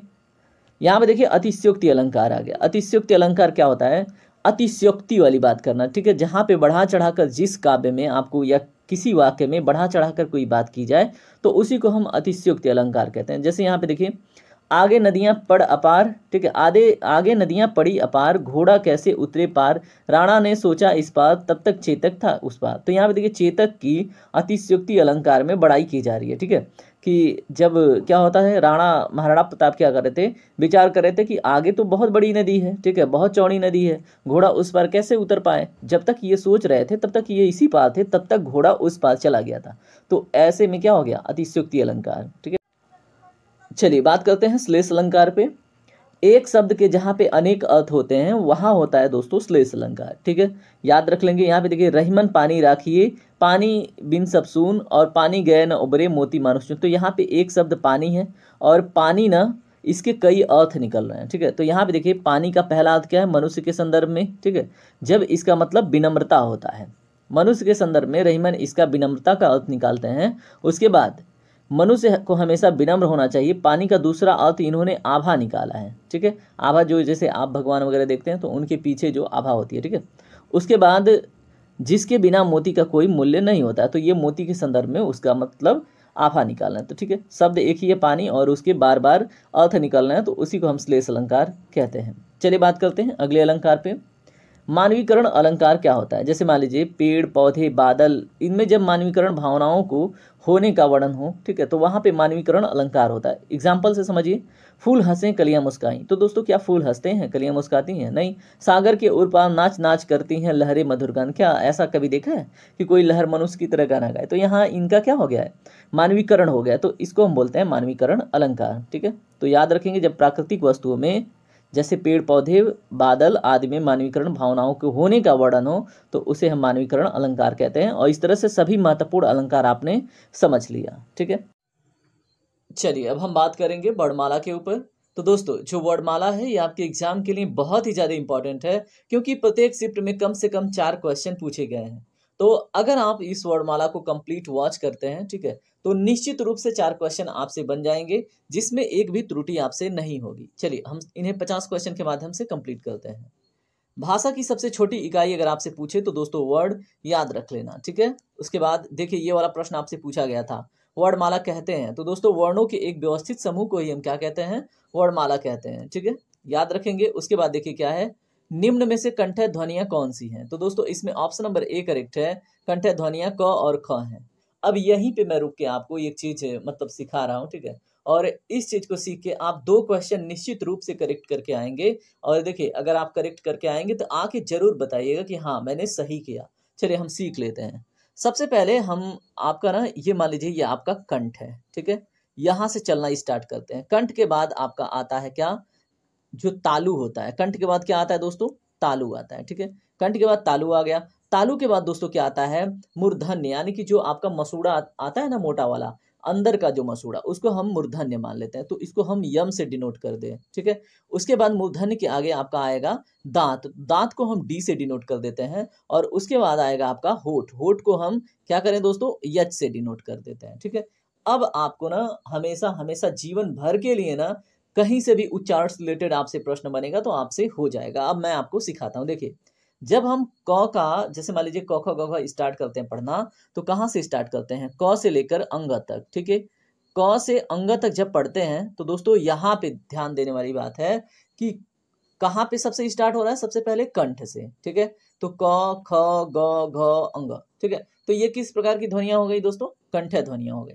उसके बाद जब क वाला सीरीज कंप्लीट होता है, ठीक है, क वाला वर्ग कंप्लीट होता है, तो आपका आता है क्या, बताइए क्या आता है, च आता है अंग के बाद।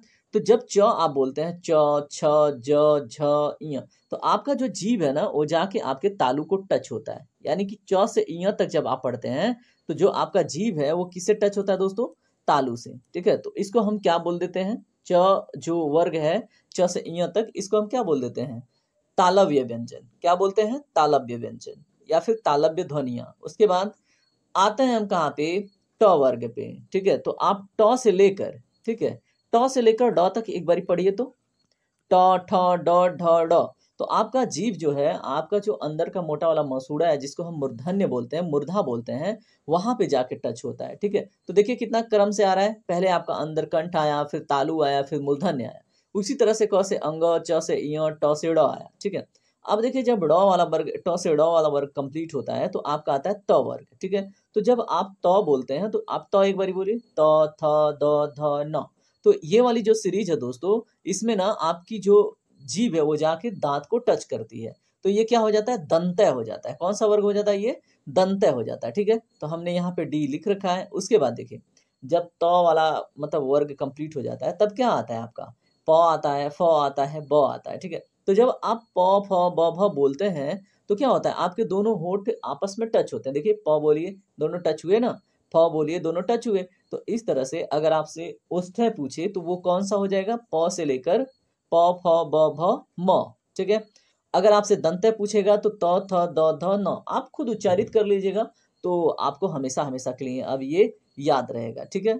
तो इतना तो आप सीख लिए, ठीक है। अगर सीख लिए तो एक लाइक जरूर कीजिएगा और कमेंट में बताइएगा कि हाँ आपने सीख लिया। उसके बाद देखिए अगला प्रश्न क्या है, स्थान के आधार पर बताइए कि मूर्धन्य व्यंजन कौन सा है। तो अभी आपको सिखा दिया है ना। अब इसमें देखिए ट ठ ड ढ कहाँ पे है, ऑप्शन नंबर सी आपका करेक्ट हो गया है ना। चलिए प्रश्न नंबर 5 देखिए क्या है। अब अल्प प्राण वर्ण कौन से हैं वो जान लीजिए, ठीक है। इसमें तो वैसे ऑप्शन नंबर आपका बी करेक्ट हो गया, ठीक है, क और ग। अगर आपसे डिफिनीशन पूछ ले तो फिर क्या होगा, ठीक है। तो देखिए अगर हम बात करें अल्प प्राण व्यंजनों की, तो जब आप श्वास लेते हैं ना, क ख ग घ अंग, तो इसमें क्या होता है, श्वास जो है वो लिमिट मात्रा में निकलता है, ठीक है। जैसे आप बोलते हैं तो थोड़ा ही श्वास निकलता है, क ख ग, है ना। तो ऐसे वर्ण को हम बोलते हैं अल्प प्राण वर्ण, जहां पे जो ध्वनि है, सॉरी श्वास है, वो सीमित मात्रा में बाहर निकले, ठीक है। तो उम्मीद है याद रखेंगे आप। चलिए बात करते हैं अगले प्रश्न पे। नासिक के व्यंजन आपको पहचानना है। अब आप पहचानिए इसमें प्रश्न नंबर 6 का जो राइट आंसर है ऑप्शन नंबर बी तो है, य तो है, लेकिन नासिक व्यंजन होता क्या है एक बारी जान लीजिए, ठीक है। जैसे जब आप किसी व्यंजन का आप उच्चारण करें, ठीक है, और उसमें ना तालु नीचे आए और सांस जो है वो नाक से निकले, ठीक है, जो मतलब हवा है, सांस है, वो नाक से निकले, देखिए इया, तो आपकी तालु थोड़ी सी नीचे आती है लचीला होके, और जो सांस है वो नाक से निकलता है, तो ऐसे व्यंजन को हम नासिक्य बोल देते हैं, ठीक है। तो उम्मीद है आप याद रखेंगे नासिक्य व्यंजन भी। चलिए बात करते हैं अगले प्रश्न पे। ए और ए वर्ड कहलाते हैं, किस प्रकार के व्यंजन है ये, किस प्रकार के वर्ड हैं, बताइए जल्दी से। इसमें राइट आंसर है ऑप्शन नंबर डी, कंठ और तालव्य। यहाँ पे देखिए ए बोलेंगे ना तो कंठ पे भी जोर पड़ेगा और जीभ हल्का सा जाके तालु को भी टच होगी, देखिए ए जा रही है जीभ थोड़ा सा तालु की तरफ और कंठ पे जोर पड़ रहा है, ठीक है। ए तो ऐसा होता है, तो यहाँ पे कंठ तालव्य हो जाता है, ठीक है। चलिए बात करते हैं अगले प्रश्न पे। हिंदी वर्णमाला में अयोगवाह वर्ड कौन से हैं, तो दोस्तों इसमें छाटिए अयोगवाह। तो इसमें अगर राइट आंसर की बात करें तो ऑप्शन नंबर डी, जहां पे आपको विसर्ग दिखे वही वर्ड क्या हो जाता है, अयोगवाह वर्ड हो जाता है, ठीक है। तो याद रख लीजिए। अब यहाँ पे आपको बताना है द्वित्व व्यंजन कौन सा है, तो दोस्तों जहां पे एक ही वर्ड मतलब ऐसे रिपीटेशन में हो, तो दिल्ली में देखिए ल 2 बार रिपीट हुआ है, ठीक है, दिल्ली पिल्ली खिल्ली, तो इसमें क्या है, द्वित्व व्यंजन है, याद रखेंगे ऑप्शन नंबर सी करेक्ट हो जाता है। अगला प्रश्न देखें, बड़ा स, पेटखरुआ स, ह, ये कौन से व्यंजन कहलाते हैं, तो दोस्तों प्रश्न नंबर 10 का right answer option number C, ये संघर्षी व्यंजन है।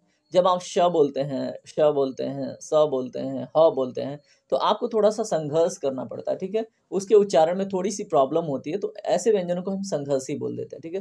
तो देखिए आपकी जीभ को संघर्ष करना पड़ता है, श, है ना, और इसलिए इसको संघर्षी बोल देते हैं, बस याद रखेंगे आप, ठीक है। उसके बाद देखें, आपको ये बताना है निम्नलिखित में से नवीन विकसित ध्वनियां कौन सी हैं, तो दोस्तों देखिए इसमें जो नवीन विकसित ध्वनियां हैं वो ख और ग हैं। देखिए इसमें पहचानने का ना एक आपको मैं चीज बता देना, जैसे ख है यहाँ पे नुत लगा जाए, झ आपने देखा होगा ख झ फ के नीचे नुत लगता है, तो जहां पे भी आपको नुक्ता दिखाई दे, ठीक है, जिस जिस वर्ड में आपको दिखाई दिया है आज तक, वो सभी नवीन ध्वनियां हैं, ठीक है, उम्मीद है आप याद रखेंगे। चलिए बात करते हैं अगले प्रश्न पे। आपको इसमें घोष वर्ड पहचानना है, ठीक है, तो पहचानिए घोष वर्ड। देखिए ख च म थ, अब इसमें ऑप्शन नंबर सी जो है वो करेक्ट होगा 12 का, ठीक है। और होता क्या है एक्चुअली घोष वर्ड, बताएं। देखिए जब वर्डों के उच्चारण में केवल नाद का प्रयोग हो, देखिए म बोलिए तो केवल ना नाद का प्रयोग हो रहा है, ठीक है, इसमें आपके श्वास के ऊपर कोई विशेष फर्क नहीं पड़ता है, तो ऐसे वर्डों को हम घोष वर्ड बोल देते हैं, ठीक है, तो याद रखेंगे। और अघोष वर्ड अगर आपसे पूछ ले तो जहां पे श्वास भारी हो जाए उच्चारण में, वहां पे होता है दोस्तों अघोष वर्ड, ठीक है। म बोलिए कितना आसानी से आप बोल रहे हैं, श्वास का कोई मतलब विशेष रोल नहीं है, म है ना, मतलब ऐसा पता नहीं चल रहा है कि सांस निकल रहा है नहीं निकल रहा है, तो ऐसे में घोष वर्ड कहलाता है, ठीक है। उम्मीद है सब समझ पा रहे होंगे आप। अब यहाँ पे अमानक वर्ड पूछा जा रहा है, तो दोस्तों इसमें भी ऑप्शन नंबर सी करेक्ट है, और आपने झूला देखा होगा ऐसे लिखा हुआ, ठीक है, और ये भी एक अमानक वर्ड है, याद रखेंगे। चलिए बात करते हैं अगले प्रश्न पे। क ग ज फ ध्वनियां किसकी हैं, तो दोस्तों प्रश्न नंबर 14 का राइट आंसर जल्दी बताइए। ये अरबी फारसी ध्वनियां हैं, ठीक है, याद रखिएगा। चलिए अगला प्रश्न देखिए, हिंदी में मूलतः वर्डों की संख्या, देखिए ये पूछा जा चुका, ठीक है, आपके एग्जाम में ये पूछ लिया गया, तो इसमें ऑप्शन नंबर सी करेक्ट है 52। इसके पहले भी मैंने सेशन रिकॉर्ड किया है, ठीक है, मिनी मतलब एक छोटे लेक्चर के रूप में किया है, अगर आपने देखा होता तो आपसे ना कम से कम जैसे जो एग्जाम दे चुके हैं उनके 4 प्रश्न तो कहीं नहीं जाते, इसी सेशन से ही देखिए 3 प्रश्न आ चुका है ना। चलिए बात करते हैं अगले प्रश्न पे। छ ध्वनि किसके अंतर्गत आती है, तो दोस्तों देखिए इससे रिलेटेड प्रश्न पूछा जा चुका है, तो ये संयुक्त वर्ड है, कैसे, इसमें क प्लस पिटखरुआ स से मिलकर ये बनता है, ठीक है, तो इसलिए जब दो वर्डों के मेल से बनता है तो इसको हम संयुक्त वर्ड कह देते हैं, ठीक है। चलिए यहाँ पे देखिए क्या है, अब आपको छ का क्रम में किस वर्ड के बाद, देखिए यहाँ हिंदी शब्दकोश के छ का क्रम किस वर्ड के बाद आता, तो हमने देखा ना क प्लस पिटखर हुआ सब, तो जाहिर सी बात है क पहले आ रहा है, तो यहाँ पे क से पहले आता है, ठीक है, तो आप याद क के बाद आता है, ठीक है, तो ये याद रखेंगे, ठीक है, पहले क आ गया उसके बाद इसका निर्माण होगा तब तो छ आएगा, ठीक है, तो इस ट्रिक से भी आप याद रखिएगा। चलिए अगला प्रश्न देखिए, ज्ञ वर्ड किस वर्णों के संयोग से बना है, तो दोस्तों यहाँ पे जहाँ पे आधा ज प्लस य हो उसको आप राइट करके आ जाना, ठीक है, ऐसा उम्मीद है कि ये प्रश्न आपसे बनने वाला है, ठीक है, तो आप करके आइएगा। चलिए बात करते हैं अगले क्वेश्चन पे। अघोष वर्ड कौन सा है? तो हमने आपको सिखा दिया है, आप जल्दी से बताइए और इन सभी वर्डों को उच्चारित करके सभी ऑप्शन में से एक चूज करके जल्दी से कमेंट कीजिए, ठीक है। उम्मीद करूंगा कि आप सीख चुके हैं। तो देखिए श बोल के एक बार दिखाइए ना, सरस्वती वाला स। तो इसमें देखिए क्या हो रहा है, सांस भारी हो रही है, सांस निकल रही है स। तो देखिए एक सांस का झोंका निकल रहा है, ठीक है। तो ऐसे में ये क्या हो गया, अघोष वर्ड हो गया, ठीक है। उसके बाद देखिए घ का उच्चारण स्थान कौन सा है? तो हमने आपको पहले ही सिखा दिया है, क ख ग घ, ठीक है। तो अब इसका जवाब क्या देना पड़ेगा अब मुझे उम्मीद है कि आपने सीख लिया, ठीक है। वर्णमाला से अब आपसे कुछ छोटे मोटे क्वेश्चन गलत नहीं होने वाले, ठीक है। अब इसमें संयुक्त व्यंजन कौन सा है? तो आप देख लीजिए, ऑप्शन नंबर बी करेक्ट होगा। क्यों? क्योंकि इसमें ज प्लस आधा ज प्लस य से मिलके बनता है, तो इसको हम क्या बोलते हैं, संयुक्त व्यंजन, ठीक है। चलिए अगला प्रश्न देख लीजिए, आपको इसमें कौन सा वर्ड उच्चारण की दृष्टि से दंतय नहीं है? अब यहाँ पे देखें, हमने त वर्ग का सभी बताया कि ये दंतय है, क्योंकि जीभ जाके टच होती है ना। तो इसमें ट जो है ये मूर्धन्य है, तो यही इसमें राइट हो जाएगा। बाकी त थ द ध न, है ना। चलिए अगला प्रश्न देख लीजिए, जिन शब्दों के अंत में अ आता है उन्हें क्या कहते हैं? तो दोस्तों ये प्रश्न पूछे जाने की संभावना अपार है, तो अकारात कहते हैं उनको, ठीक है। आइए बात करते हैं अगले प्रश्न पे। छ वर्ड किसके योग से बना है? तो हम आपको सिखा चुके हैं, उम्मीद है कि आप सीख भी चुके हैं, ठीक है। क धन पेट खरुआ स, ठीक है। हिंदी वर्णमाला में स्वरों की कुल संख्या कितनी है? तो दोस्तों प्रश्न नंबर 25 का राइट आंसर होगा ऑप्शन नंबर बी, कितनी? 11। और संस्कृत में कितनी है? 13, याद रखेंगे। अगला प्रश्न देखिए, आपको बताना है इसमें कौन है जो स्वर नहीं है। तो देखिए ऐसे प्रश्न आपसे बने थे एग्जाम में, ठीक है। यही प्रश्न बना था, सेम टू सेम बना था, ठीक है। और ये मैं पहले ही करा चुका हूँ, बताइए। इसी सेशन से 4 क्वेश्चन बन चुके हैं, और अभी जो आप पेपर देने जाओगे तो इसी सेशन से 4 क्वेश्चन और आएंगे, ठीक है। तो देखिए इसमें यह मतलब इसलिए पूछा गया क्योंकि ये अ के समरूप है ना, तो ऐसे देखने में गलती हो सकती है, ठीक है। चलिए अगला प्रश्न देखिए क्या है, निम्नलिखित में से ट वर्ग का नहीं है। तो इतना आसान बताइए, अब ये भी प्रश्न पूछा गया था। अब इसमें घ ट वर्ग का थोड़ी ना यार, ट ठ ड ढ ढ, ठीक है, ये सब होंगे, ऑप्शन नंबर डी करेक्ट होगा, है ना। प्रश्न नंबर 28 देखें, हिंदी वर्णमाला में व्यंजनों की संख्या है, ये अभी बताइए, ठीक है। स्वर बता दिया, टोटल संख्या बता दी, तो अब व्यंजनों की संख्या तो आप बता ही सकते हो ना। चलिए कोई बात नहीं, आप याद रखेंगे 33 व्यंजन, ठीक है। अब अगला देखिए क्या है, निम्नलिखित में से कौन सा पश्चिम स्वर है? तो दोस्तों इसमें बताइए पश्चिम स्वर कौन सा है? तो प्रश्न नंबर 29 का right answer option number A, आ बोलिए ना एक बारी, आ। ऐसे है ना, जैसे लग रहा है कितना पीछे से ये उच्चारण करने के बाद निकल रहा है ना, पश्चिम स्वर, इसको कहते हैं आ को। चलिए अगला देखिए क्या है, निम्नलिखित में से योगवाह है। तो हमने पहले ही बता दिया था, विसर्ग। विसर्ग क्या होते हैं दोस्तों? योगवाह होते हैं, ठीक है, हमने आपको बताया था ना। चलिए अगला प्रश्न देखिए क्या है, छ यानी कि छाता वाला छ ध्वनि का उच्चारण स्थान क्या है? तो च छ सभी तालव्य हो जाएंगे ना, च वर्ग का। तो अब उम्मीद है आपसे क्वेश्चन सही हो रहे होंगे, तो आपसे गलती नहीं होगा। अब यहाँ पे देखिए क्या है, संयुक्त व्यंजन नहीं है इसमें से। तो देखिए छ भी बता दिया, उसके बाद हमने त्र को भी आप याद रखेंगे, त धन र से मिलकर ये बनता है, ठीक है। उसके बाद यहाँ पे ज्ञ भी बता दिया, तो ये पेटखरुआ जो स है ये नहीं है, ठीक है, याद रख लीजिएगा। बाकी अगला प्रश्न देखिए, तालव्य व्यंजन पहचानना है। तो दोस्तों च वर्ग का सारा क्या होगा? तालव्य व्यंजन होगा, है ना, आसान। देखिए सीख लिया आपने, कितना आसान हो गया। अब यहाँ पे देखिए इंटरेस्टिंग क्वेश्चन, य र ल व किस वर्ग के व्यंजन है? तो यहाँ पे आपको दिक्कत हो सकती है, तो इसका राइट आंसर होगा ऑप्शन नंबर सी, अंतःस्थ है। अब अंतःस्थ क्या है, एक बार आप बोलिए ना, य बोलेंगे, र बोलेंगे, ऐसे लगेगा कितनी गहराई से आवाज आ रही है, ठीक है, य, है ना, जैसे लग रहा है कि कंठ के नीचे से आवाज आ रही है, ठीक है। तो इस तरह से आप इसको याद रख सकते हैं, अंतःस्थ, ठीक है, क्या है? अंतःस्थ।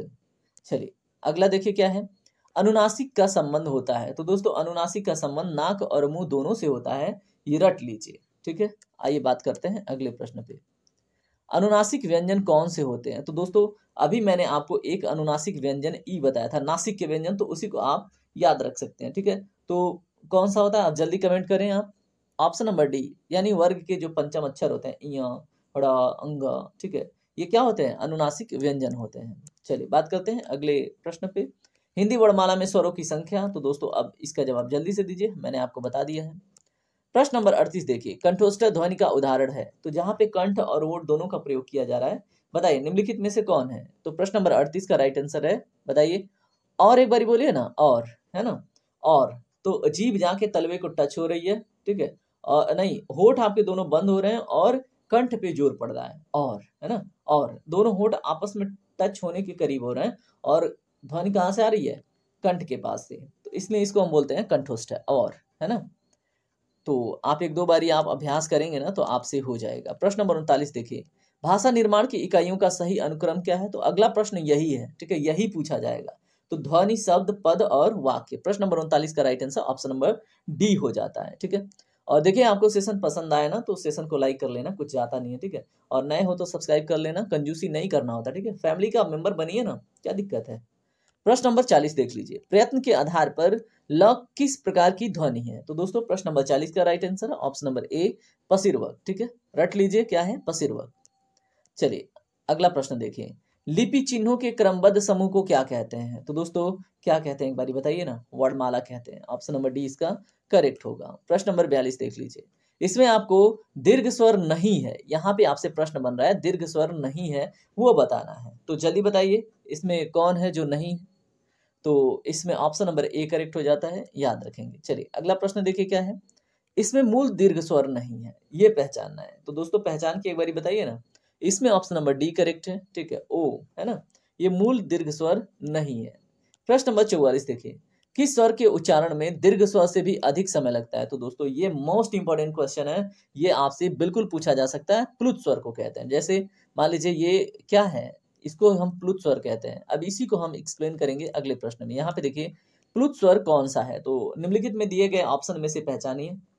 इसमें जो राइट आंसर ऑप्शन नंबर ए है। अब इसको समझ लीजिए, ये अ, उ और म से मिलकर बना हुआ है, ठीक है। तो इसमें एक साथ देखिए दो दो स्वर और उसके बाद एक व्यंजन समाहित है, इसीलिए ये क्या हो जाता है सबसे बड़ा स्वर, ठीक है, इसी को हम बोलते हैं प्लुत स्वर। तो ऑप्शन नंबर ए आप याद रखेंगे। चलिए अगला प्रश्न देखिए क्या है, हिंदी स्वरों का बोलबाला जब जीभ के भाग के आधार पर किया जाता है, ठीक है, तो निम्नलिखित में से कौन सा भेद इस क्रम में नहीं आएगा, ठीक है। तो हिंदी स्वरों का जब बोलबाला जीभ के भाग के आधार पर किया जाता है, तो बताइए कौन नहीं आएगा। प्रश्न नंबर 46 का राइट आंसर आपका क्या होगा, आप बताएं जल्दी से। ऑप्शन नंबर डी इसका करेक्ट है, जो विवृत स्वर होते हैं उनका जीभ के आधार पर बोलबाला नहीं रहता है। चले अगला प्रश्न देखें, भाषा विज्ञान की दृष्टि से जो ऊ है वो किस प्रकार का स्वर है, ऊ, है ना, देखिए कहां से आ रही है ध्वनि, तो प्रश्न नंबर 47 का right answer option number D है, पश्चिम समृद्ध है ऊ, देखिए एकदम बिल्कुल कंठ के पीछे से ध्वनि आ रही है। चलिए बात करते हैं प्रश्न नंबर 48 पे, हिंदी की अग्र अवृत्ता समृद्ध स्वर ध्वनि है, तो देखिए ये थोड़ा सा डिफिकल्ट आपके लिए हो सकता है, ठीक है, लेकिन आप इसको रट के जाएंगे। इसका राइट आंसर क्या होगा, ऑप्शन नंबर सी, यानी कि जो छोटी ई होती है ना ये अग्र होती है ई, देखिए आगे से लग रहा है ना कितना पहले ही निकल जा रहा है।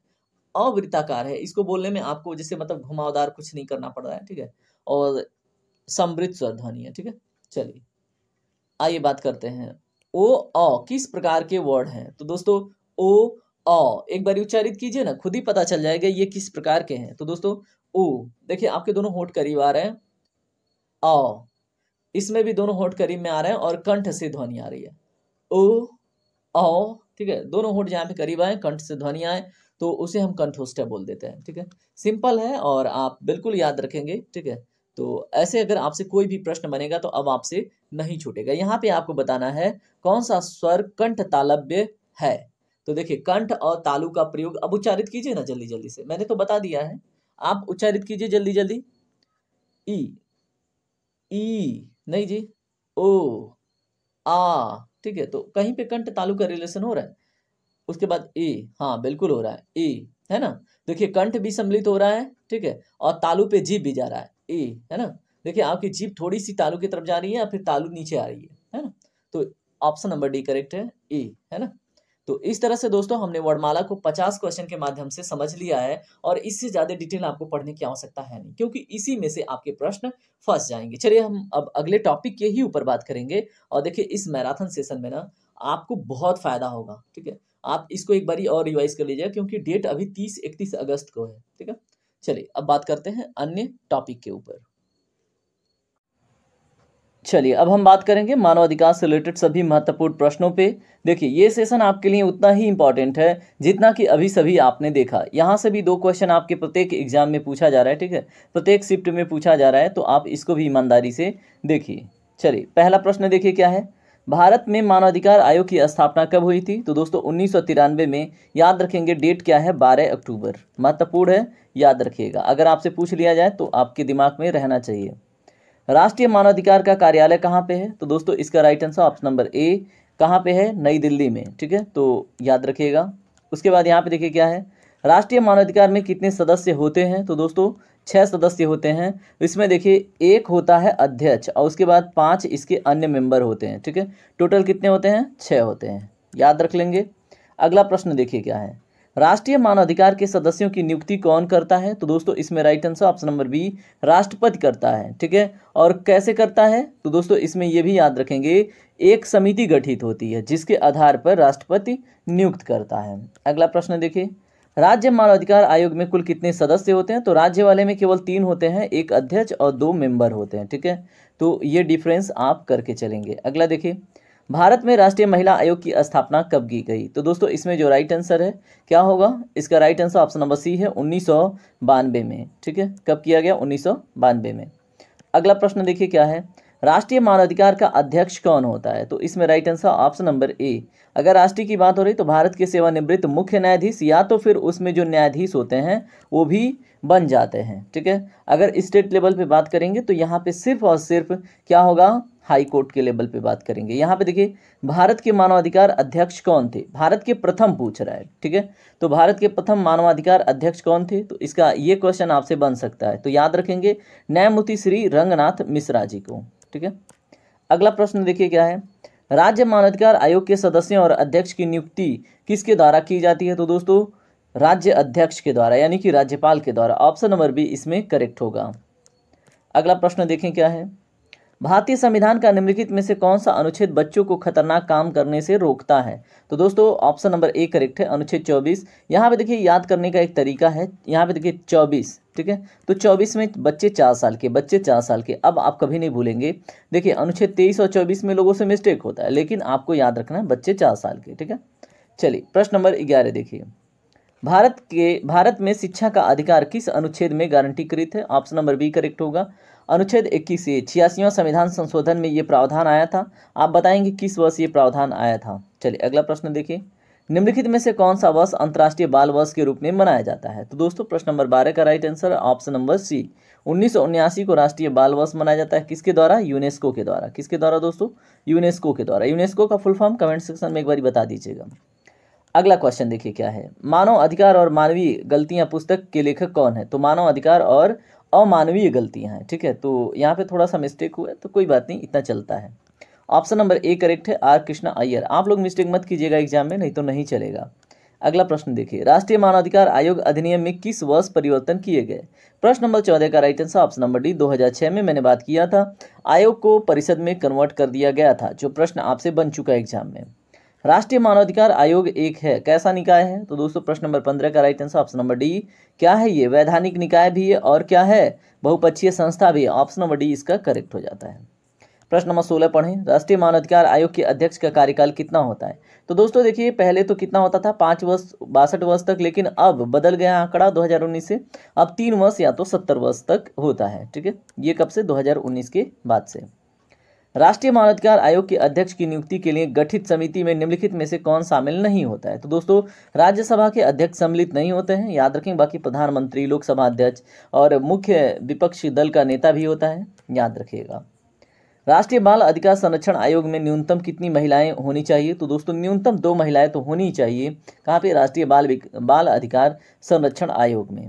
प्रश्न नंबर 19 देखिए, बच्चों की सुरक्षा एवं मदद के लिए निःशुल्क हेल्पलाइन नंबर कौन सा है? तो दोस्तों इसमें 1098 is the right answer. Option number C इसके साथ करेक्ट होता है। प्रश्न नंबर 20 देख लें एक बारी, क्या है? वर्तमान समय में भारत के मानवाधिकार अध्यक्ष कौन है? प्रश्न नंबर 20 का जो राइट आंसर है दोस्तों ऑप्शन नंबर डी करेक्ट होगा, न्यायमूर्ति अरुण कुमार मिश्रा जी। ठीक है, प्रश्न नंबर 21 देखिए, संयुक्त राष्ट्र मानवाधिकार आयोग की स्थापना कब हुई? तो दोस्तों प्रश्न नंबर 21 का राइट आंसर ऑप्शन नंबर ए 1946 में है। ठीक है, प्रश्न नंबर 22 देखिए, कौन सा कानून व्यक्तियों और संगठनों के अधिकारों और कर्तव्यों को परिभाषित करता है? तो दोस्तों अगर बात हो किसका? संगठनों के अधिकारों और कर्तव्यों को, तो प्रश्न नंबर 22 का राइट आंसर हो जाता है आपका ऑप्शन नंबर बी का नागरिक कानून। ठीक है, तो याद रखेंगे कौन सा? नागरिक कानून। चलिए बात करते हैं अपने अगले प्रश्न पे। निम्न में से कौन एक राजनीतिक अधिकार नहीं है? तो प्रश्न नंबर 23 का right answer option number C, किसी धर्म को स्वीकार करना एक राजनीतिक अधिकार नहीं है। ये क्या है? स्वतंत्रता का अधिकार है। ठीक है। मानव अधिकारों को सार्वभौमिक घोषणा को संयुक्त राष्ट्र महासभा द्वारा किस वर्ष अपनाया गया था? तो प्रश्न नंबर 24 का राइट आंसर ऑप्शन नंबर ए, 1948 में मानव अधिकारों की सार्वभौमिक घोषणा किसने एक्सेप्ट किया था? यूएनजीए यानी संयुक्त राष्ट्र महासभा ने। ठीक है। कब? 1948 में। Amnesty International organisation of volunteers अभियान कौन चलाता है? तो दोस्तों प्रश्न नंबर 25 का राइट आंसर ऑप्शन नंबर ए, पूरी दुनिया में मानवाधिकार के लिए ये अपना एक क्या चलाता है? बताइए। Amnesty International organisation of volunteers अभियान चलाता है। ठीक है। कहाँ पे? पूरी दुनिया में। किसके लिए? मानवाधिकार के लिए। इसको शांति का नोबेल प्राइज मिल चुका है। कितनी बार मिला है वो आगे हम देख लेंगे। अगला प्रश्न देखिए। अगला प्रश्न है क्या? उत्तर प्रदेश राज्य मानवाधिकार आयोग का गठन कब किया गया था? ये जान लेना आपके लिए बहुत जरूरी है। इसमें ऑप्शन नंबर आपका सी करेक्ट होता है। 7 अक्टूबर 2002 को। इसका मुख्यालय कहाँ पे है? तो लखनऊ में। कहाँ पे है दोस्तों? लखनऊ में। ठीक है, याद रखेंगे। चलिए अगला प्रश्न देखिए। उत्तर प्रदेश राज्य मानवाधिकार का मुख्यालय कहाँ पर है? प्रश्न नंबर 27 का right answer option number C. हमने लखनऊ के ऊपर बात कर लिया था। ठीक है, तो देखिए इसके पहले चलिए अगला प्रश्न देखिए। अगला प्रश्न क्या है? वर्तमान में राष्ट्रीय महिला आयोग के अध्यक्ष कौन है? प्रश्न नंबर 28 का right answer option number C है, श्रीमती रेखा शर्मा जी। ठीक है। नीचे कौन सा एक गैर संवैधानिक निकाय है? तो इसमें से एक गैर संवैधानिक निकाय इसमें मतलब ढूंढ के बताइए। देखिए राष्ट्रीय मानवाधिकार आयोग एक क्या है? गैर संवैधानिक निकाय है। अंतर्राष्ट्रीय मानवाधिकार का मुख्यालय कहाँ पर है? तो दोस्तों प्रश्न नंबर 30 का राइट आंसर है ऑप्शन नंबर सी। कहाँ पे? जिनेवा में। ठीक है। किसका मुख्यालय? राष्ट्रीय मानवाधिकार का। ठीक है। चलिए प्रश्न नंबर 31 देखिए। अंतर्राष्ट्रीय मानवाधिकार दिवस कब मनाया जाता है? तो दोस्तों प्रश्न नंबर 31 का राइट आंसर क्या होगा? ऑप्शन नंबर बी, 10 दिसंबर को मनाते हैं हम अंतर्राष्ट्रीय मानवाधिकार दिवस। प्रश्न नंबर 32 देखिए। एमनेस्टी इंटरनेशनल का मुख्यालय में है तो कहाँ पे है दोस्तों? प्रश्न नंबर 32 का राइट आंसर क्या होगा? ऑप्शन नंबर सी, लंदन में। ठीक है, एमनेस्टी इंटरनेशनल का मुख्यालय लंदन में। ठीक है। चलिए बात करते हैं अगले प्रश्न पे। संविधान के किस भाग को भारतीय संविधान का मैग्ना कार्टा कहा जाता है? तो दोस्तों भाग 3 को याद रखेंगे, यानी कि ऑप्शन नंबर बी करेक्ट है। ठीक है। चलिए प्रश्न नंबर अब हम 34 देखेंगे।